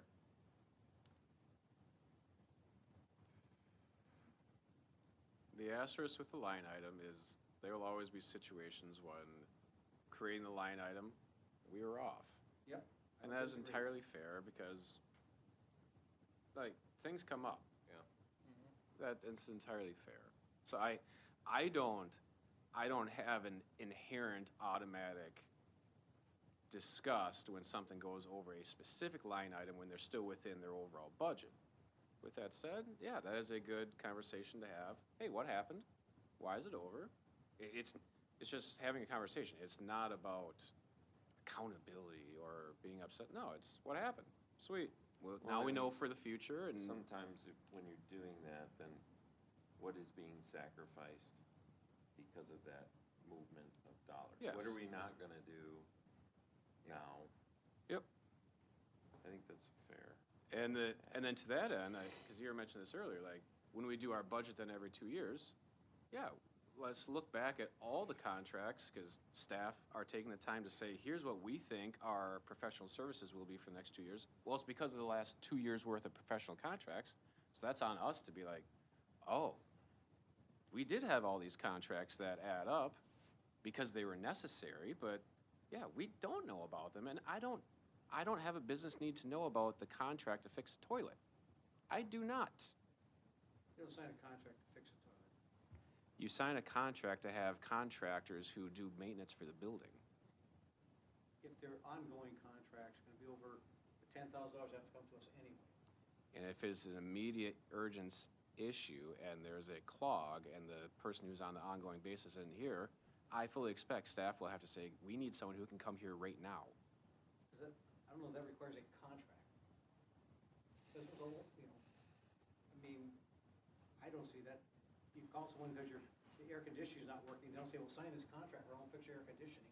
That's a purchase, outright purchase. It's like going to Home Depot and buying lumber. You buy lumber, you don't sign a contract. Correct. But a plumber falls under Professional services. though. That's what I was getting at. Not necessarily the I don't contract. believe a plumber falls under professional services. Really? No, Definition-wise, I don't think it does. no. Okay. I'm okay with, if we go, if it's up to 10,000 professional services, okay, fine. I just, And not over budget. yeah, just not Yeah. over budget.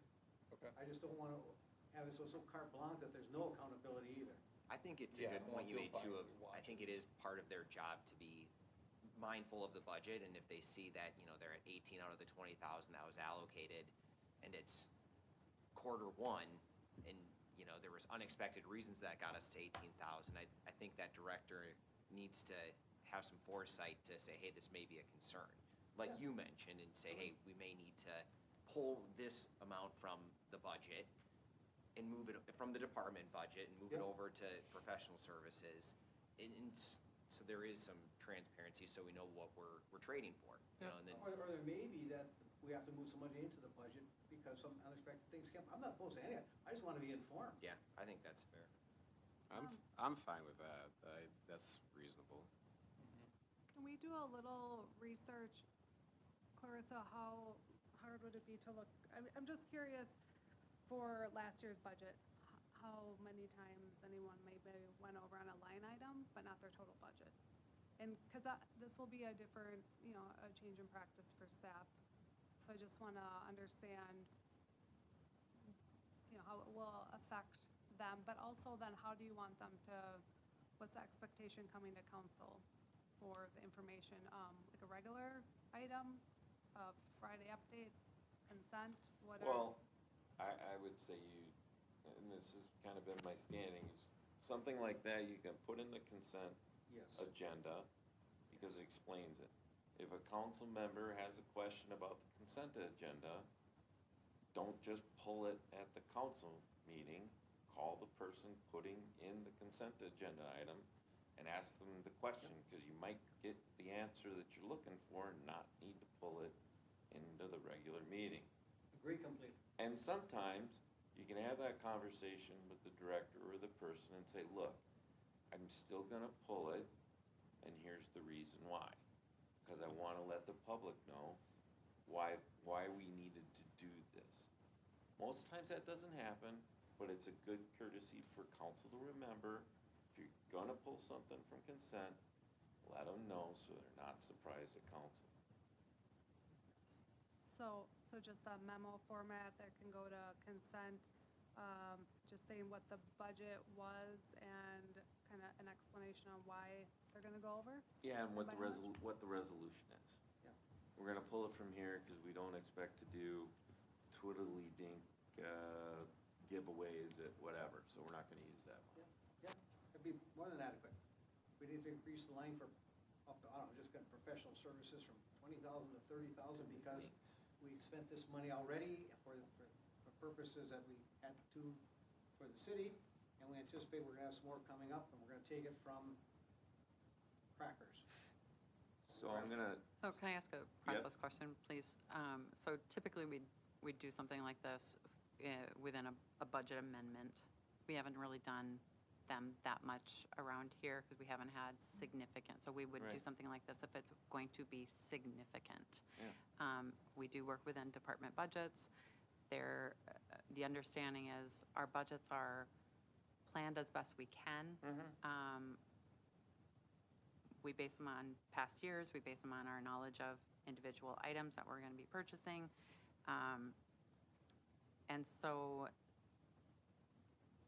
is there a dollar amount? Or, you know, I don't wanna be doing 20 budget amendments a year. So is there a threshold of some kind that we're expecting that this would be?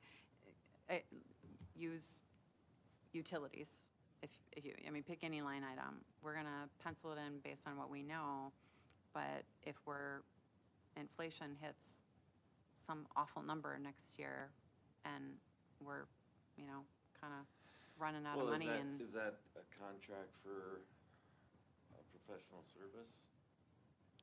What you're bringing up? No, I'm asking, are we talking about all of the line item budgets or just professional services? Just the items that get contracted under, it's not a reoccurring cost. I see where you're going though, because I mean, yeah, like my opinion would be yes, if it goes over, like, I'm sorry if it means we have to do more budget amendments. I think that is something we need to do if we go over budget. But if it goes On a over by line $1, item.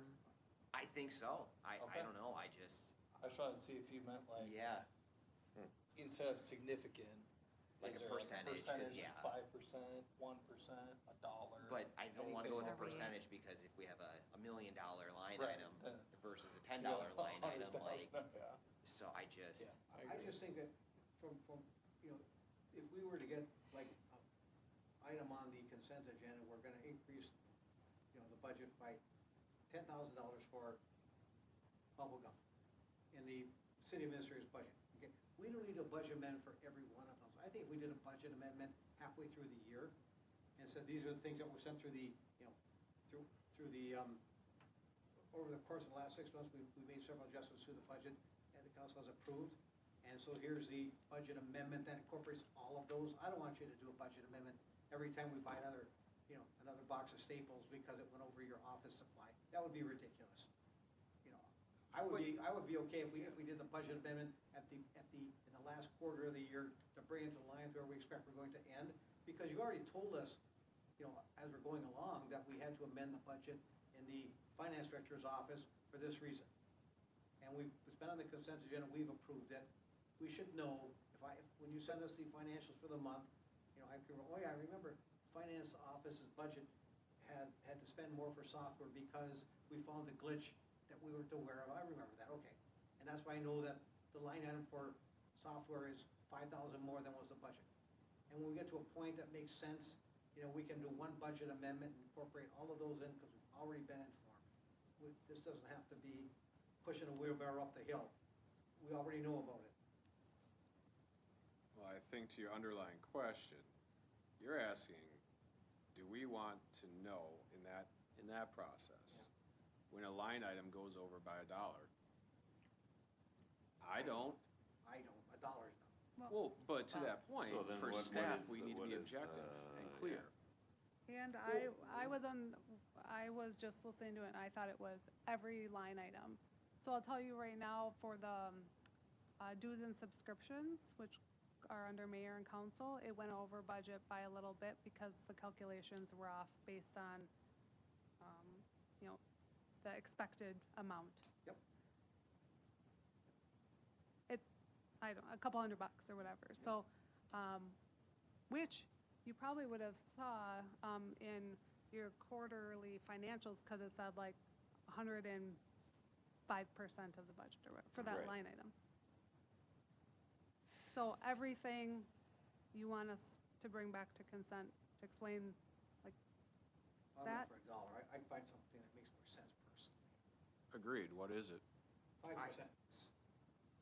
5% than anything over $1,000 or something like that, or 5,000. So, I mean, 'Cause then okay, that way my you're- comment before wasn't Go ahead. right.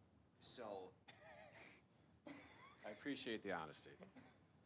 I guess what I'm trying to say here is, I do think if we go over a budget line item and we are gonna pull from that department budget, what we just talked about is a great procedure. It goes on the consent agenda, we're pulling it from, we need $5,000 more for professional services, and we're gonna pull that from X, Y, and Z lines from within our department. I think that's a perfect way to go about that, and I don't think that needs a budget amendment. Where I guess I'd want to see a budget amendment is if we go over by $1, is if it's the department budget goes over.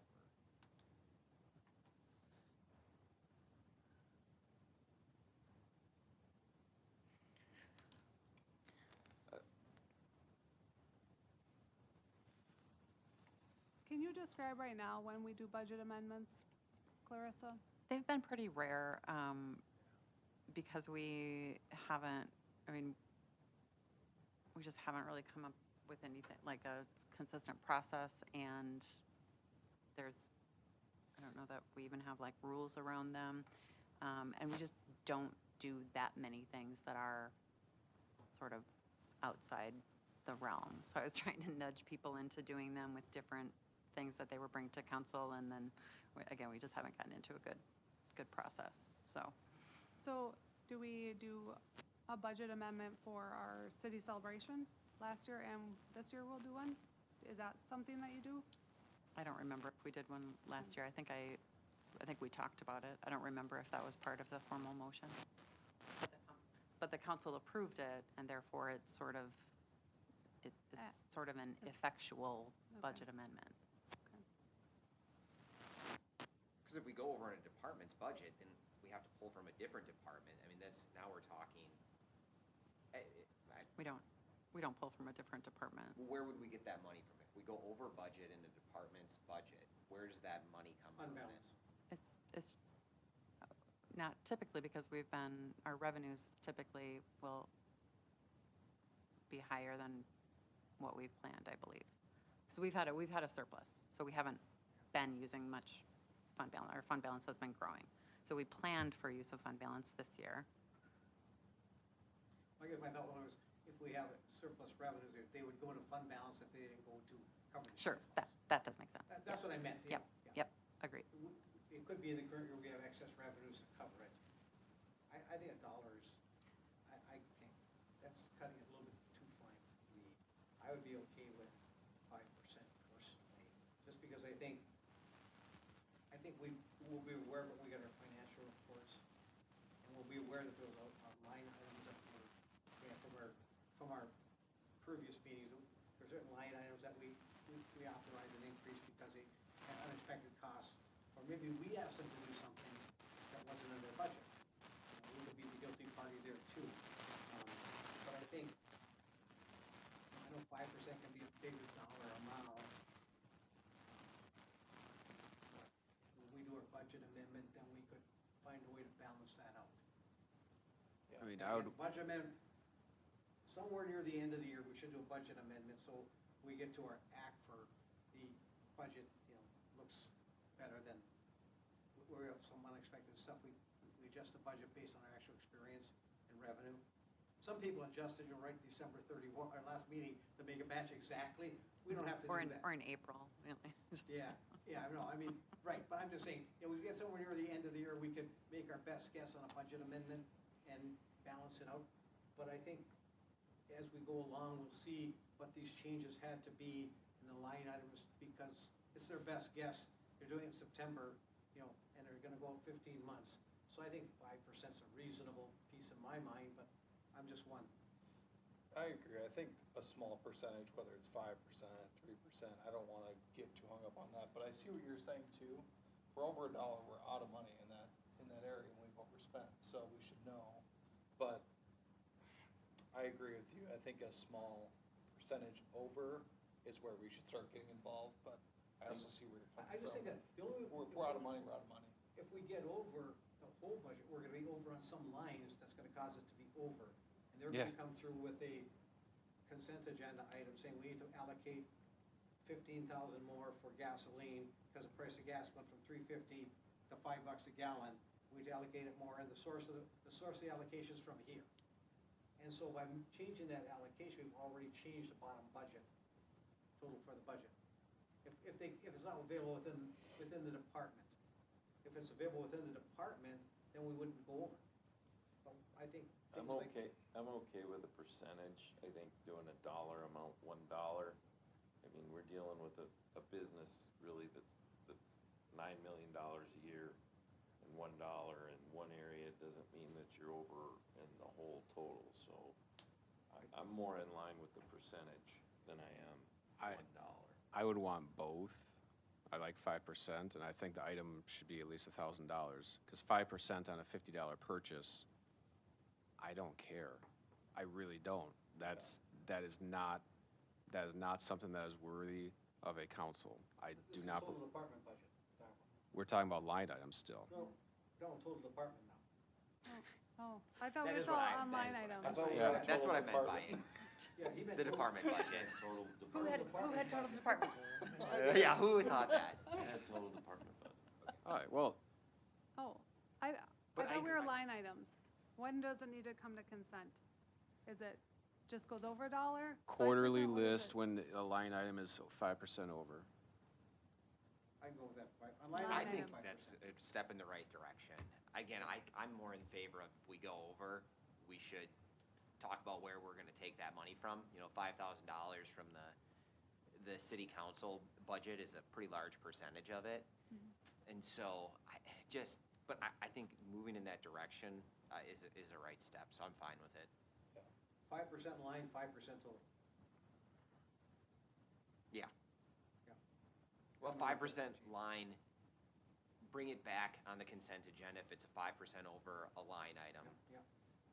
If we go over by 5% for a department budget, that's when we have to talk about a budget amendment. Yes. I mean, I would absolutely have concerns if a department, because that's a large budget, is 5% over. But we would be seeing it on the quarterly list because they probably wouldn't be over until November. Yeah. If they're over in March, then we Oh, have some issues. And I'm not trying to muddy the waters, but should it be a percentage or a dollar amount, like 5% or $1,000? We're not running into let's just use a round number, $1 million. Now we're over 5%, now it's a huge dollar amount. On the line items or the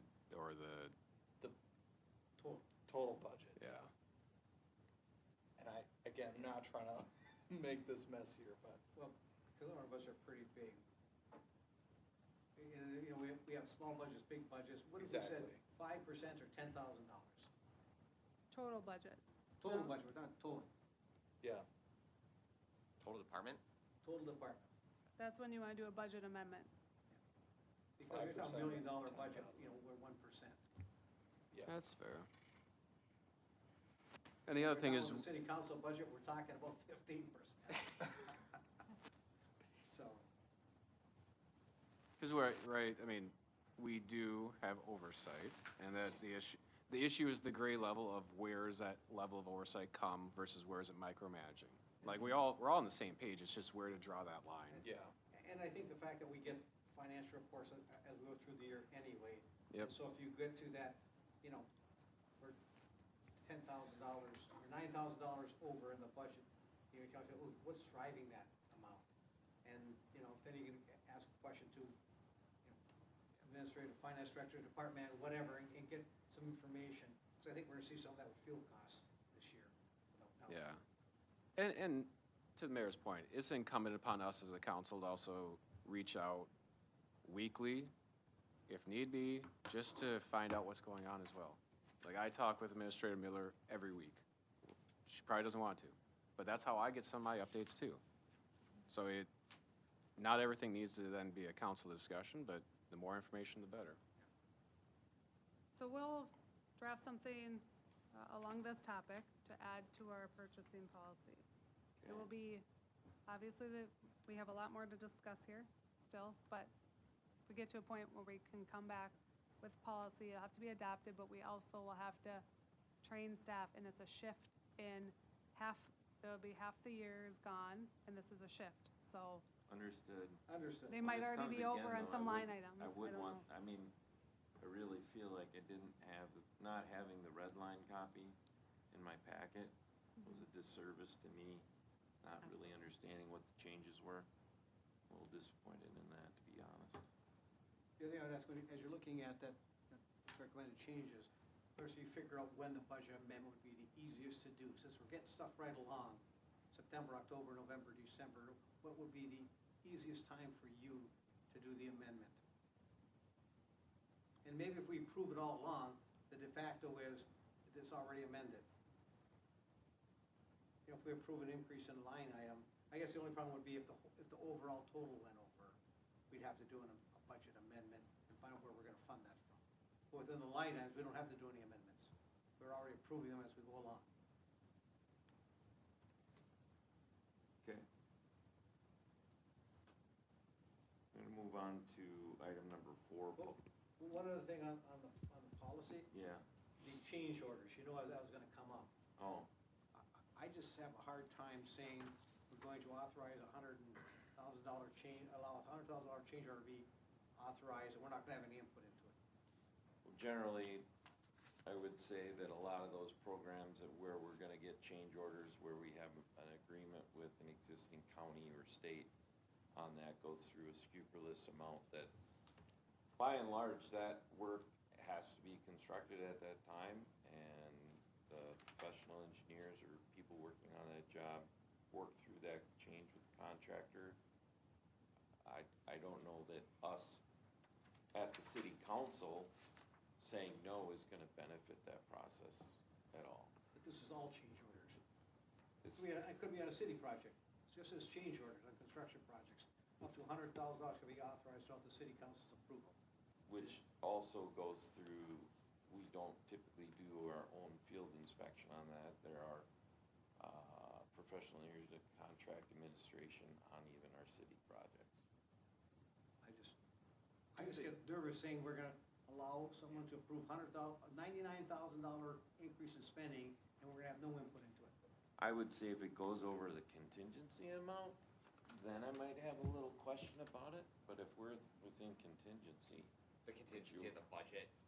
for the that project. contract, for the project, Because you could have a change order that still keeps you within the contingency. you could, yeah. And it doesn't differentiate between that right now. So if we would have a change order that goes over the contingency, the city administrator could currently push that forward if it was $99,000. But if it goes over the budget, I would not. Within the that comes- contingency. If it's within the, the whole budget. Right. That's a question I always ask for all change orders. Is this still within the budget? And the answer is always yes. Budget includes the contingency. Yes, the budget includes the contingencies. Because we included contingency. Yeah, for yeah. construction But if it goes projects. over, so if it goes over the contingency, What I hear is if it goes over the contingency, we're gonna hear about it. Yep. Should we just specify that? You can That- specify that. Because I think that, because if it's going over the contingency, there have already been other change orders that got you there. and maybe that's another thing to think And they about too. could nickel and dime it all the way up to the contingency. Yeah. It could be 5,000 here, it could be 20,000 here, it could be. Contractors would do that to engineers? Mayor. Well, in part, and I'll bring it, I kinda kicked myself for this when this building was being done. If you remember when the HVAC system that was spec'd out by our lovely, architect at the time, and they came back and said, oh, the one we spec'd out didn't fit in the area, I should've called for, the engineer's liability, drawing records and had their insurance pay for it. Instead, we put the bill, even though I let the architect know that I was not happy with that. Errors and omissions, it's called with the engineer side. So you can go back and say, look, you screwed this up. We're not the professionals that brought that together. This is on you. And So when, if it goes over contingency, yes, then maybe if you gotta spell it out, then it comes to council, because I would expect that if there's something major, retaining wall was placed in the wrong spot because the surveying data in the plan wasn't correct, and they gotta move the whole thing, and it's gonna cost $60,000, well, not the city's fault. Might be the engineer's fault. The city shouldn't pay for that. You don't wanna know about that as an elected official before the money's spent. You just wanna say, let the administrator approve that $60,000, I'll find out about it later. If it's within the contingency, I don't know, I mean, there's so many times that could happen. Are you more saying, hey, is this thing that we're gonna spend $99,000 on necessary? Yeah. Not necessarily that, I hey, wanna it hear fits the within the explanation budget, of it. but is this something that, hey, we could actually save $100,000 for the city? Because, as an engineer, I actually don't think that this, maybe you would see it as an engineer and say, actually, I don't think that this is a necessary change.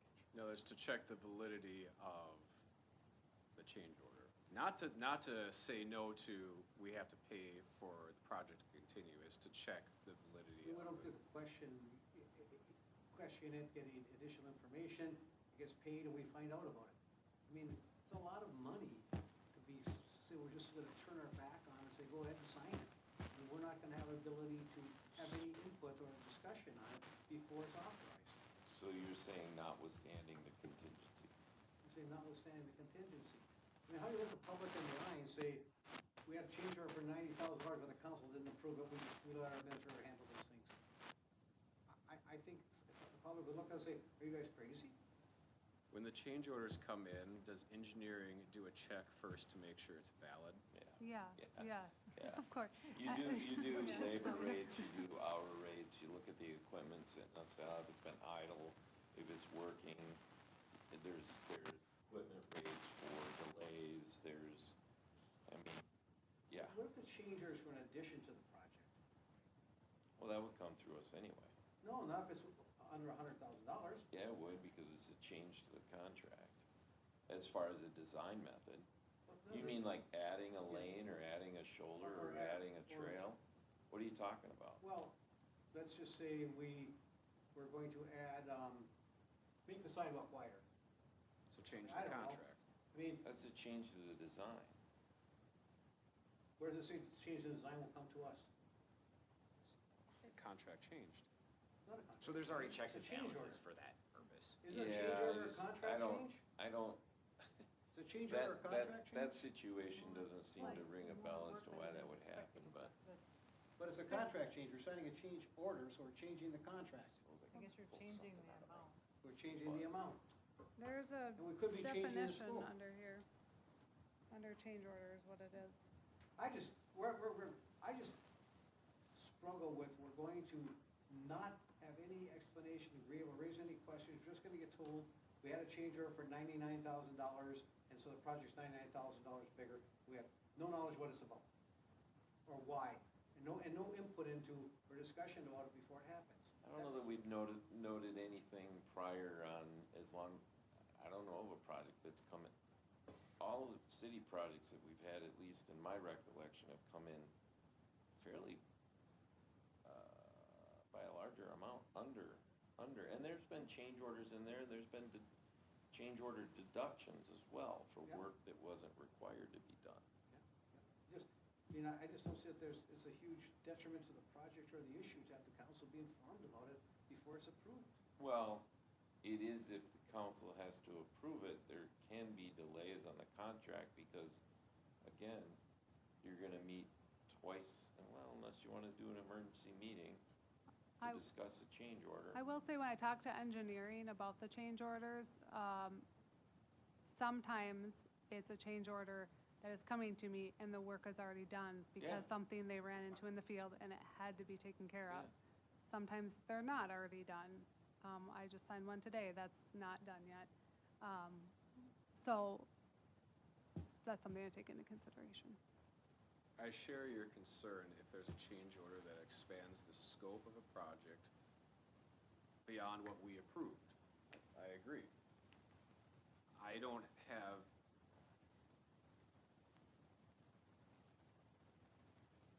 if engineering is doing the reviews before it even gets to Administrator Miller, is your concern that that wouldn't get caught to begin with, that a change of scope? No. My concern is just, we're spending a lot of money and we're not having any input into it before it's spent. Correct. What input would we give if it's a change order that is necessary for a project that we already approved. Like, what am I gonna offer as a council member? I don't know until you see the change order. Typically, you wouldn't. Like, because I fully agree that we have a role of governance and oversight, and that there are specific things where we need to see them to provide the feedback and visions from our residents, from our businesses. A change order on a project, again, I don't know what I would say. Because I don't, is it from the engineering side? Yeah, I just think we have, I would like to know. Correct. We spend $90,000, I would like to know what we're spending on before we spend it. But again, my question is it because of the engineering side? Because we have that in the process. The engineering team reviews it. So what as a council member are we doing that? Was the process gained? I'm fine with if there's amount to say, $50,000 for change orders, but I'm not fine if it delays the project and cause a cost increase. And so that's the immediacy thing we talked about earlier. Like, that is not okay for me. So where's that balance? I never ran into that problem, actually, where a change order delayed the project and caused the cost to go up. Never have. Never have. And Never say never. Well, I'm just saying, I never have. Yeah, but in it's my time. happened, and my opinion is there are checks and balances in the course of a contract administration on construction projects, and I guess my concern is more when it goes over the contingent amount, and then you're getting into budgetary dollars that have not been assigned for that project. We have not appropriated that amount. That's my personal Can I just ask opinion. one more from your guys' experience? Do you feel like if the change order, the cumulative change order amount gets to a certain amount, do you start to have concerns or questions then at that point? So it's not a single one, but, kind of like the creep of it over time. I mean, some of the examples I have are just, they're not city relevant, they're too big. I mean, for example, running into old bridge debris where there's supposed to be detention ponds that were laid there back when the road was originally built from old bridges, because the contractor made a deal with the engineer at the time, and you still gotta get rid of the concrete, and that's a $400,000 change order to get rid of the concrete so you can, I mean, and in my history is going through changes, you get labor rates, you get equipment rates, you get the hours it's gonna take, you add it all up, and if that's what needs to get done, so I mean, Sometimes, I guess my going back to my experience, I just feel like there's checks and balances in place so that it doesn't run amok. sometimes a change order has alternatives. You can do A, or you can do B, or you can do C. And I would say that councils, by and large, don't have the professional experience to weigh that in. And then those A, B, or C decisions are made by the engineers in the field at the time, or their respective experts that are in the office that work with bridges or sewers or all those things at the time. Sometimes decision is equal. I mean, it's a matter of what would be the best from the client's perspective. We're dealing with some of that right now at the port, on the Heights project with stormwater. There's three or four different alternatives to deal with the stormwater issue that's come up unexpectedly. And they all work, and they all have different, pros and cons. And they're asking us to pick which one, as the owner, we think we would prefer. So they're deciding to come back to you, and I would expect that same thing to happen here. If A, B, or C are gonna work, but we don't know what the city wants to do, that would be a process, and they would know that in advance time. That's not a dollar amount change. It's a dollar amount change. No, if they're all gonna work, and But it's still the plus an same increase in the cost. contract price. No, it's not the same cost. Each Well, alternative has a different They're cost. coming back to you saying, what do you wanna do? But they're Here's not the coming back to difference. us in this case. They could. But they're It not. doesn't prohibit them from doing No. that, No, but it doesn't require them to. and I'm okay with that. I respectfully disagree. I'm not. That's okay. I think we look to our citizens and say, we had $100,000 change order. I don't know exactly what the alternatives were, what it was, or what it involved, because I wasn't involved in the decision. Oh, you're council, but you don't authorize $100,000? Nope.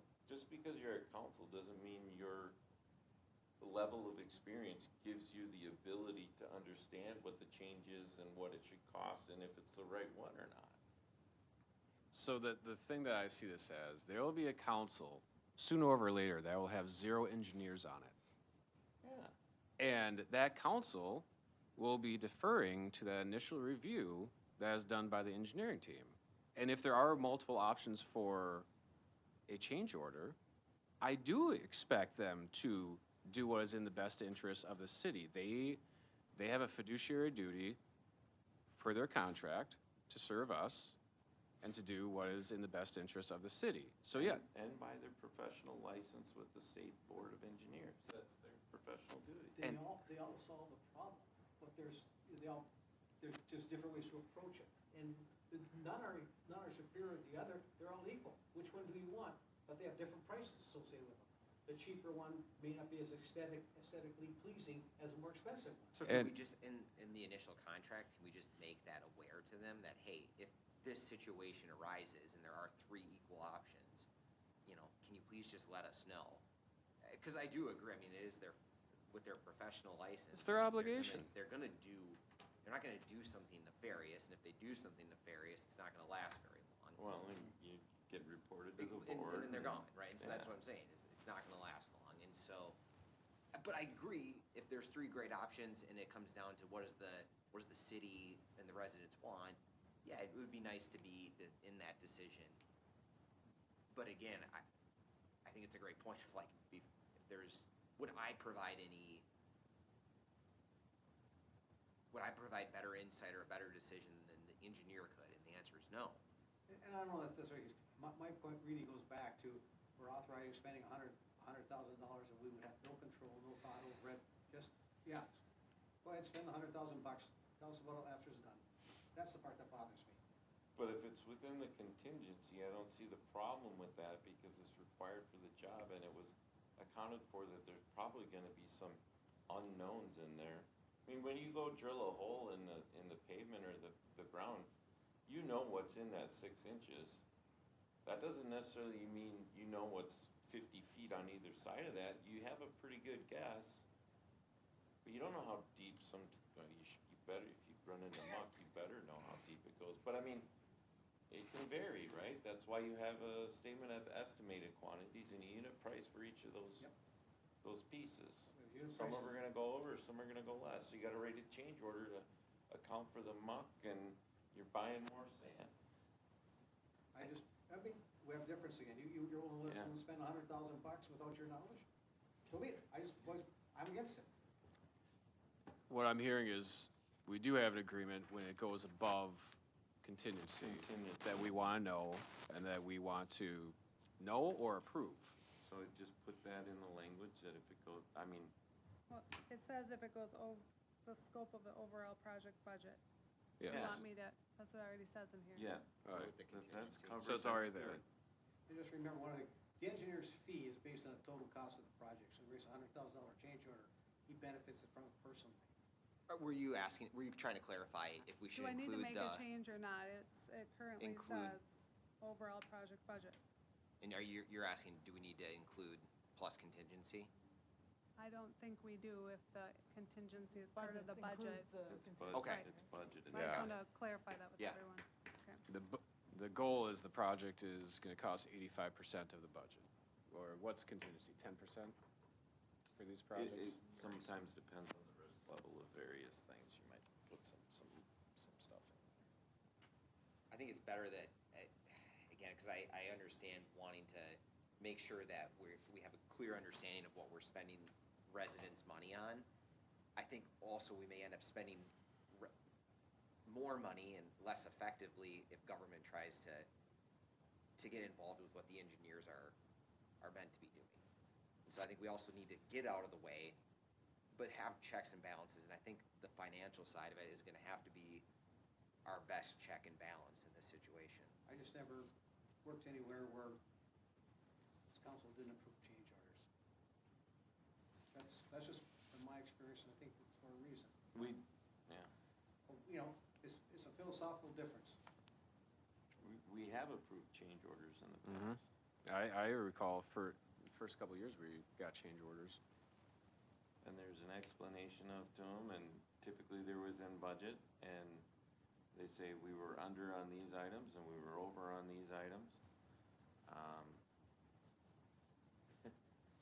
Well, on the unit price items, where you run into more rock or whatever, and you have a unit price for them, you know, the quantities are estimated at the end, you do a change order to match up with final quantities. We're not talking Well, necessarily about that in this You case. also, if we're using the standard spec, if it's over 125% of the SEQ or under 75% of the SEQ, you can go back and negotiate Negotiate, a yes. unit price change Yeah. for that based on, I mean, the contractor says, well, I expected to only spend Yep. $50 for a gadget when I was using 100 of them. Now I only gotta use 50 of them, and my cost goes up per unit price, so I need a change for that. I really don't wanna see that change order. I respect your opinion, Mayor. Yeah. Mine just differs. I get it. And I have to sit between the two of you. I wanna give some credence to the professionalism of the people in the field that work on these projects every day. And for me, that's part of the deal. But also not purely objective on that because I've worked in the field, so.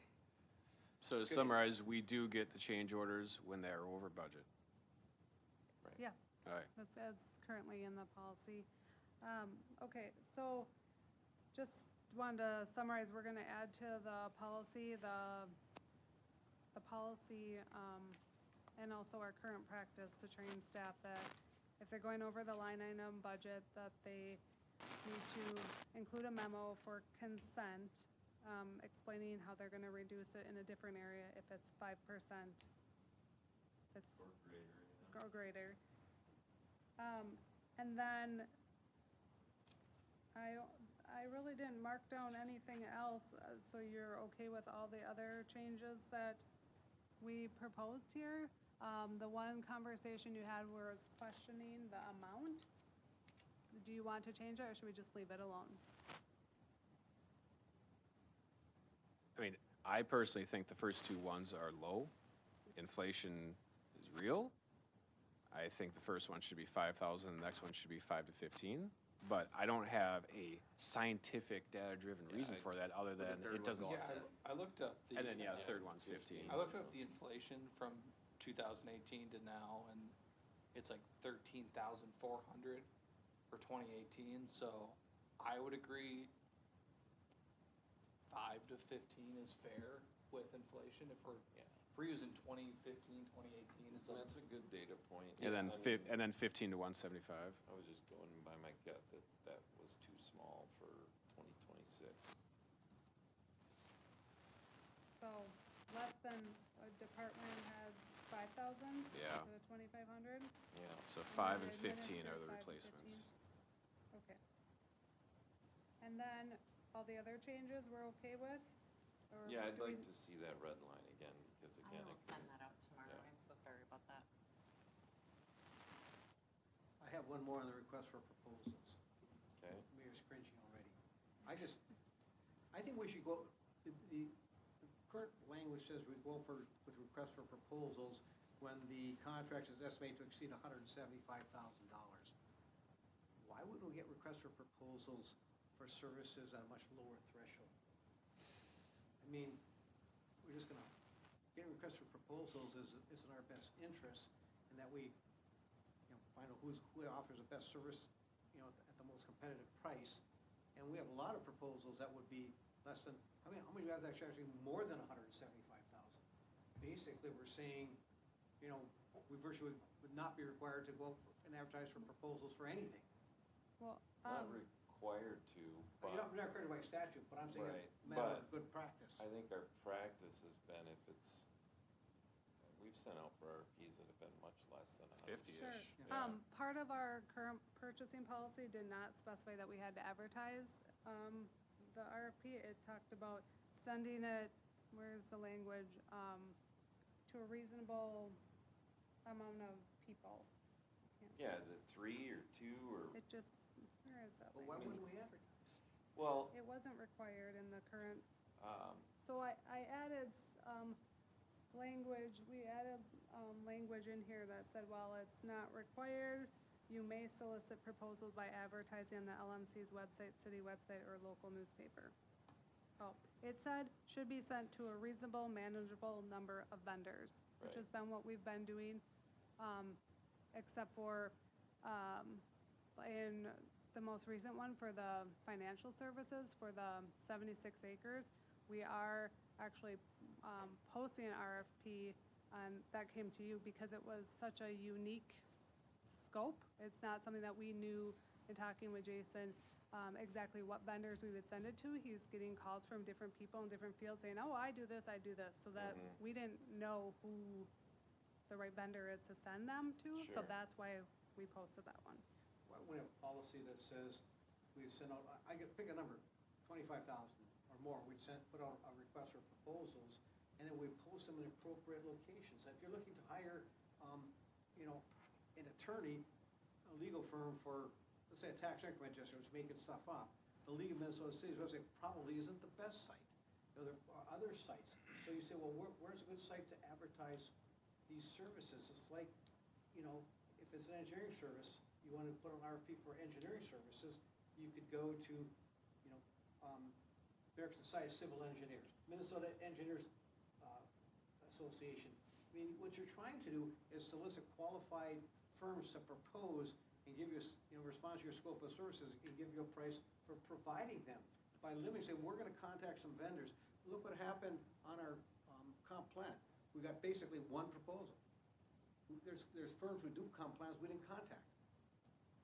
And we could have, in that case, it's simple, I added League of Minnesota Cities or the Minnesota Planning, APA Minnesota, would have got us more proposals.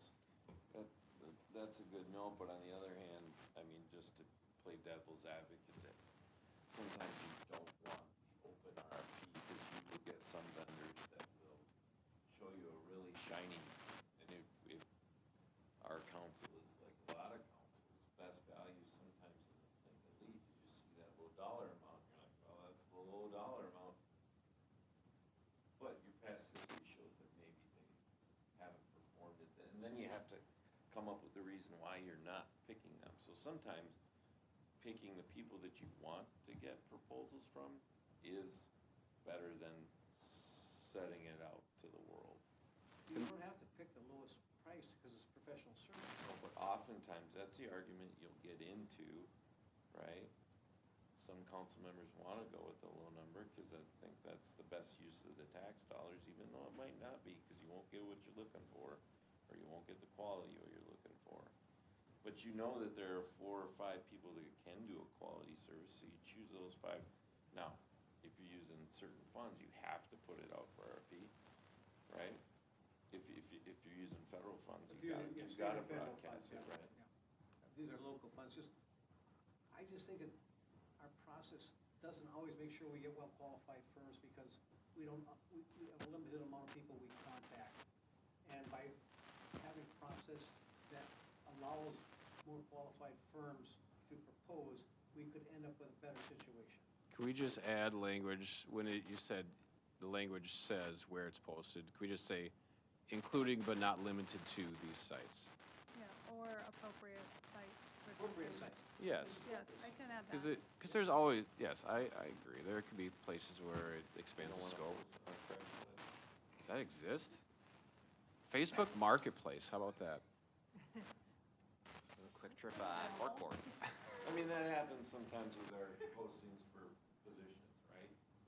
You get people that are just like, I'll apply to that job, and you end up with 80 resumes, which 75 of them have never done that job before or whatever, and you gotta spend your time going through them, that's a waste of time. I just think, and the other thing, sometimes when you're looking, you can contact other cities that have been there and say, what firms have you worked with? They give a list of names. If you look on the League of Minnesota Cities site right now, there's probably 6 cities looking for a comprehensive plan consultant. But and that, you bring up a valid point, Councilmember Dragisich. I just think there are some cases in which you don't want to do that. You also mentioned the amount at 175. Yeah, basically it's saying, we've advertised for almost nothing. If you I say could see over that hundred being, seventy-five. I could see that being 100,000, to be completely honest with Yeah. you. I have no issue reducing it. Because, Hundred seventy-five is basically excludes us from advertising for pretty much anything. correct, there's very few things Well, it that we're doesn't mean that doing. we can't, right? But- It just means that we have to, it's over that. But the practice has been, we would, Well, we have been following the RFP process that was laid out in the purchasing policy. It didn't specify you had to advertise for it. right. So You we got- were following it, I didn't say you weren't. yeah. You were following, I Past just say the practice. policy's bad, that's all. Yeah. I didn't contend that you had not followed it. How many ones have we done that are in that 100 to 175 range? We talking one? Probably just the comp plan, that's, software. I mean, we did that. Software was like Formal- 70. It wasn't a formal RFP. We had our, It was what was laid out in the policy. You had a scope, you sent it to a reasonable, manageable number of vendors. yeah. We just, that's what was laid out in here. So it was. So software. I guess those are the two big ones that I know of. Right. I mean, I think we should reduce that to 100? 100 and something. Yeah, I'm fine with that. I'm fine with that. Yeah. That'd pretty much put you in line with what state and county do. And advertise in appropriate locations.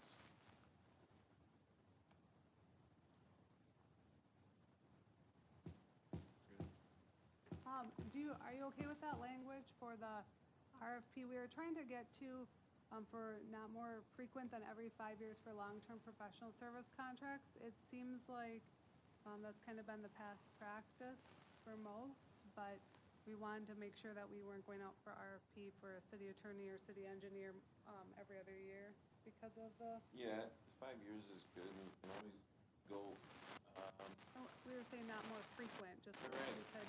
that's the maximum allowed, right, by the state, is 5 years. Not a No. statutory requirement. It's not? Oh, that must be just DOA that says you can only do Yeah. 5 years max. And if you're not getting the service, doesn't mean you can't, I mean, in the contract, you can dismiss the service. Right, we have the right to dismiss if we're not performing. I'm okay with 5 years. It's fine. But we can dismiss them if we're not happy. Okay. No, we're you're like miserable. Yeah. You're more miserable when you're working for us. Okay, so we're all on the same page. We are consolidating the professional services with the goods contract, the amounts. Yes, Yes. Okay. Yep. That's been, yes. okay.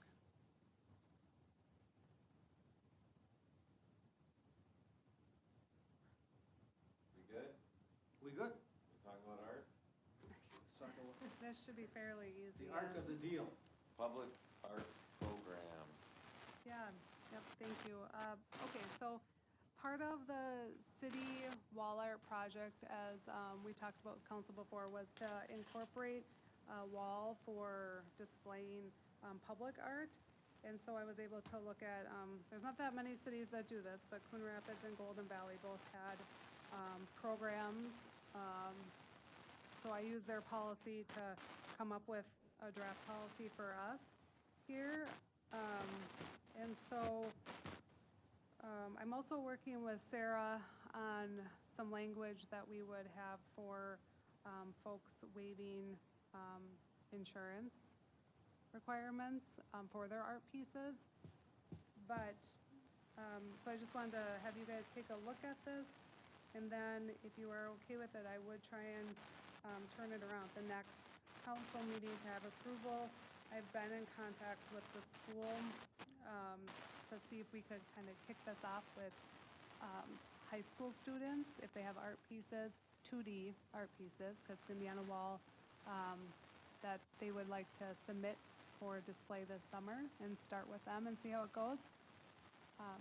So with that, if you have any questions or any changes that you want to see to the policy, Do we have any other locations that would be more visible to public rather than upstairs where people would have to go upstairs, I guess? It just No. seems a shame that, I don't know, that there's a lot of they mostly come in here and walk back out. There is no other wall space.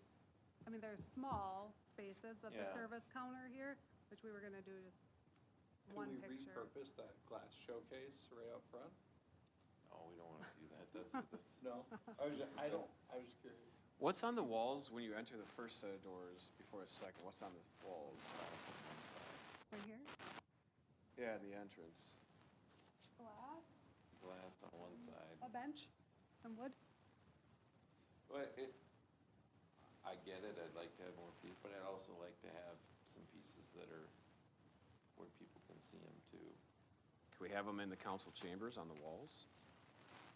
Well, so that can be part of it. Also, what I plan on bringing back next week was the whole city art package, which we had talked about doing the historical photos in the Right, council chambers, and that's so right. that's what's planned for in there. Right, okay. So that's a different topic. But also, I think about this community art wall, and while I'm talking about starting with the students, I did hear from one resident that is a local artist that wanted to provide some input on this, which was very helpful because the hanging mechanism we changed because of her input. But I think about the folks that are professional artists that might be applying to display their work, and I know we don't have a lot of traffic here, but perhaps it's less likely to be damaged or anything up on the second floor. Yeah, And we don't have a lot of traffic down here, but maybe to some artists that would appeal to them to not be in a super high trafficked area. I don't know, but And would it be a mix of like art media? Would it be paintings along with pictures or? yep. For the professional artists, we will require them to frame their own art, and then Okay. they will be responsible for hanging it with our program. And then is this like a rotating schedule where they're up for Yeah. 3 months, 6 months? Yep, the idea would be quarterly, Okay, and so that's where we're gonna start with the kids for the summer. got it. And see what we get, and then roll it out for after summer. How often are people renting this room? I know the Boy Scouts use it quite a bit. I mean, Yeah, we have some HOAs, 'cause I guess I just asked because of this corner right here. Yeah. Members of the public are in here, and we're talking about historical stuff in the chambers, but people gather in here potentially more often than they go up to the second floor. That's a good There's idea. wall space here as well, So you're talking historical pictures? No, no, not for- part of this? for art, Oh, for art, because council Right. is likely gonna have historical stuff. got it. I don't think that the display thing will work here. I mean, we could, unless we remove all those hooks. It is, I included a picture of it in Yeah. the packet, but they're vertical pieces that would accommodate multiple pieces where Right. people have to be able to reach to put them on there. Are you guys gonna have like a standard size piece? Nope. Or is it just whatever size they want? It would be whatever size, Okay. because it would come framed. We would just have to attach it to this. So the local artist told me that it's called a Walker art system, is actually very easy for artists to display their work on. Okay. I'm not an artist, so I have not used it myself. Yeah. I feel like I've seen these in schools sometimes. I think Yes. it's a great start. Yep. I think the one thing that concerns me is items 7 through like 12, which are kind of how we choose whether art is offensive or not, basically. I mean, that caused me some concern from. Under F, or what? Well, I'm in, I'm under F, yeah, we go down to, some of those are, public art whose message is exclusively political in nature, art must not be offensive or condescending, determining that can be kind of tricky. And, do we have standards that would say what constitutes that, and from a great legal mind of the Yeah, I city? mean, I think there are legal standards. that we can cover apply that. to That that? we could, yeah, that we could say. I think we want to reserve the right to Yeah. reject certain pieces. I agree, I Yeah, just yeah. wanna make sure that we have some basis for, Yeah. that we can defend for doing in case we That's- have there's something also- hanging, Yeah. someone comes in and we get in a litigation over hanging some art because Yeah. we have this discretion and we haven't defined it well enough. Yeah, there's a lot of case law. Government itself has the right to speech. Tell the Lakeville schools. I know the lawyers on that case. They, Yeah, I just wanna make sure we have some standards for them, so we don't, we're not arbitrary, capricious, and discriminatory. yeah, I appreciate you putting this together. It's logical, it flows, and I think it's a good opportunity. I have nothing to change Yeah. for it. I think it's good too. Are you okay with the location? Yep. That's the wall. Otherwise, if, we could explore down here, I just don't know that it will work I'm- for the height. I'm fine, I was just trying to. Add it's a- capacity. Like I said, it's a great start, and if it turns out to be great and we could do something else, I'd be probably all for that as well. Yeah. Well, one thing we did talk to about, with the school, and we'll just see where it goes, is what kind of art do the kids create? Maybe they have more 3D stuff, and so maybe we would want to incorporate, a display case for that type of art, but we'll They see where it do. goes. Yep. Spring, they have a Da Vinci Fest, and there's really good stuff in there. But we'll start with this, 2D for the students and the community as well, Okay. and see what happens. Sounds good. City celebration discussion. I put this on here because it's been a little bit since the council has had a dedicated time to talk about this event. And I do believe that the best practices would be at a regular meeting for council to make a formal motion, identifying the date. I believe we talked about that already, but I just want to confirm September 12th, I think it was. But also to specify the budget and then the scope. And so I just want to give that opportunity for you all to discuss it right now, or just be, be prepared to make a motion at the next meeting or whenever it seems appropriate. To more formalize it. Yep, let's throw a dart out there. Yeah, something that the city council could approve is September 12th to include band, vendors for food, stage for said band, power for event, and authorize beer sales to the Rotary and dollar amount, $30,000. I'll just throw that out there. Not to exceed. Do we have a guaranteed spot Street, where the band go? street. And we plan on closing the street like last year too? Yeah. Yeah, you have to. Do it on Laverne again. Yeah. Okay. So last year minus fireworks and moving the band from the parking lot onto the street. Yeah, because I don't think we'll have that parking lot. Or conceivably won't have that parking lot. You could always maybe do it in the outfield of. Yeah, I don't wanna Outfield mess up too. the field though either. Well, I'm saying like outside of the fence line right there, but Yeah, just an idea. yeah. Some- Like Pete's job to figure out how to That could be, get power there. that could be the bounce houses that Matt gets. It's true. I don't know if they'll let me do that again. That's also what I was gonna ask. No? That was added in last year. Is that something that you want in the scope?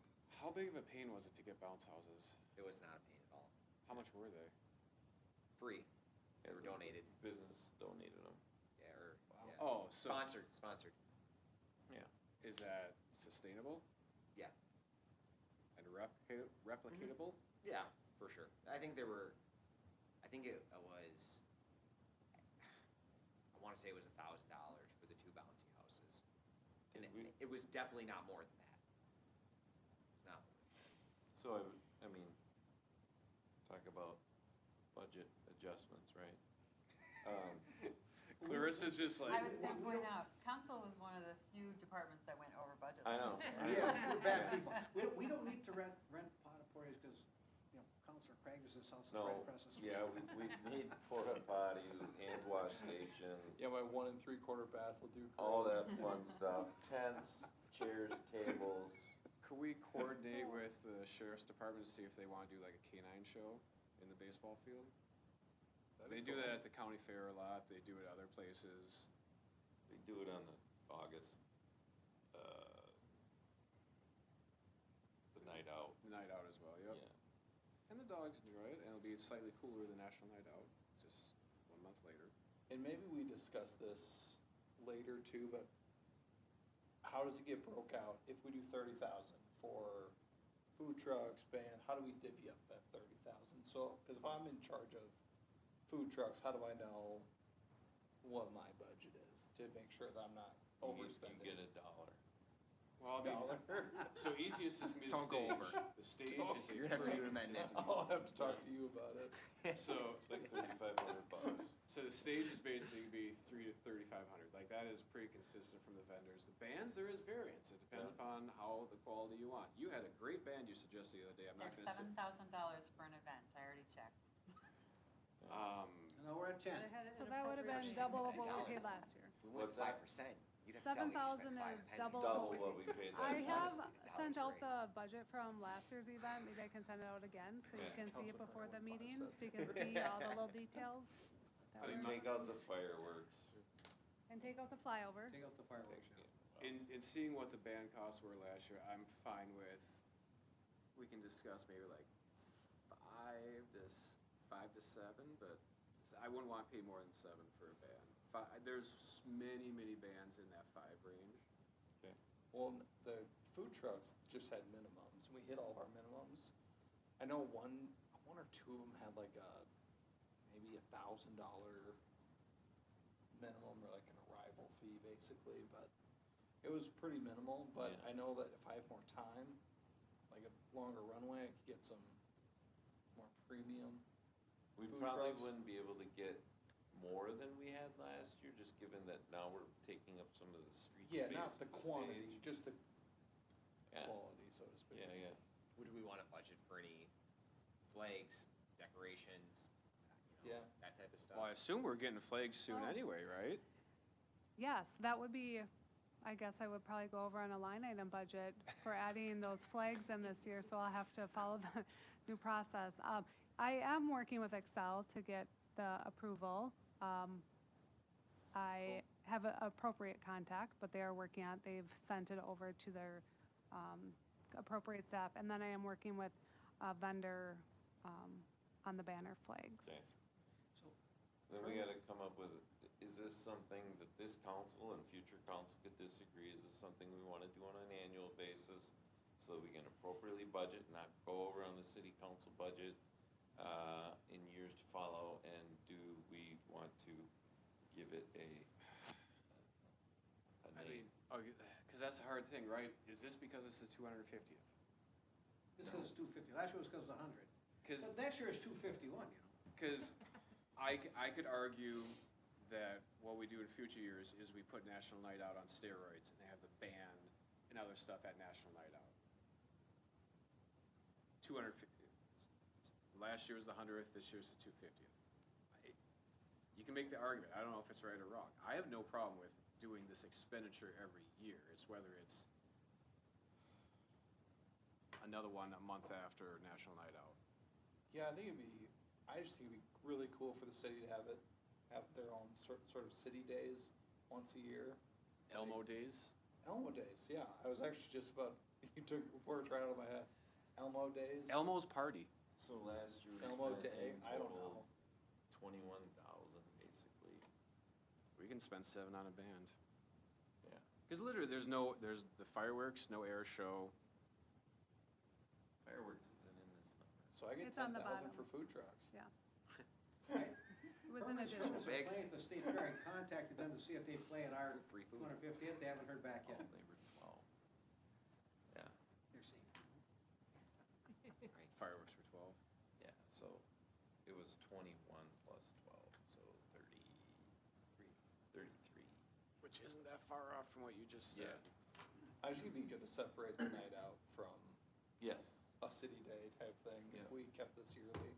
So are we doing decorations that are then kept in a public works building that you asked about it? So we're talking about the street stuff, but are we doing things? What would that look like? Matt asked about decorations.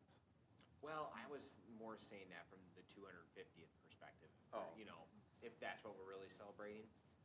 But I mean, I'm not opposed to it too, if we were saying, hey, you know, we are gonna do maybe instead of the National Night Out at the 4th of July parade every year and dedicate more funds to it, you know, then maybe, yeah, putting the flags out on Main Street or something that could be reused would be worth it, but. Patriotic theme. I that just, could I be- was more bringing that up because I know we had discussed it and kind of brought it up around that 250 celebration of the American flags. If we don't do it, I'm fine with it. I think for decorations, the mayor should dress up like Uncle Sam, and we should buy his costume. Go for it. What I thought I heard the council say last time was 3 different flags to look at. One, the United States flag banner, a seasonal greetings banner, and then a custom Lake Elmo banner that would fly Yeah. or be up there the whole rest of the year. Thanksgiving through mid-July is Yeah. the holiday one. Late June through September 1 is the patriotic Like, one. are you talking like street flag? Yeah. Like Yeah, on the street street flags. posts? Yeah. Okay. Yeah, I think that would. I mean, I personally put things up before Thanksgiving, but we can have that discussion for the holiday flag. What else do you need? Oh, I just wanted to give you an opportunity to discuss it, so we're prepared, you're prepared to make it more formal, and you are all in agreement on the scope, and, Mayor had a good framework. Yeah.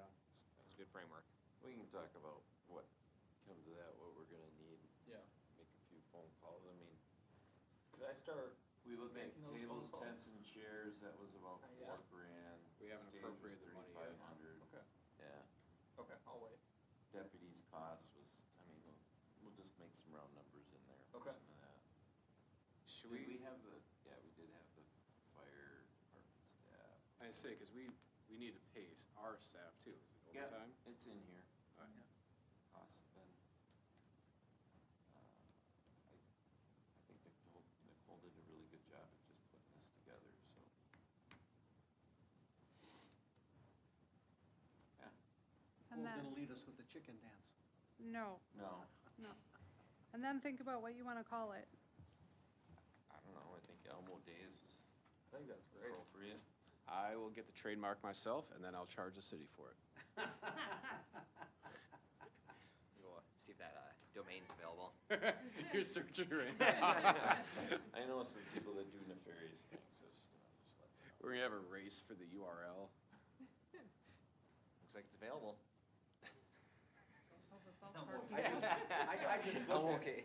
It's I now didn't do a gone. .gov, so maybe. All right, is that enough for you, Nicole, for Yeah. next week? Yeah. All I'll right. just, Thank you for the great discussion, I'm gonna adjourn the meeting here at 9:30. Fishing. Got it.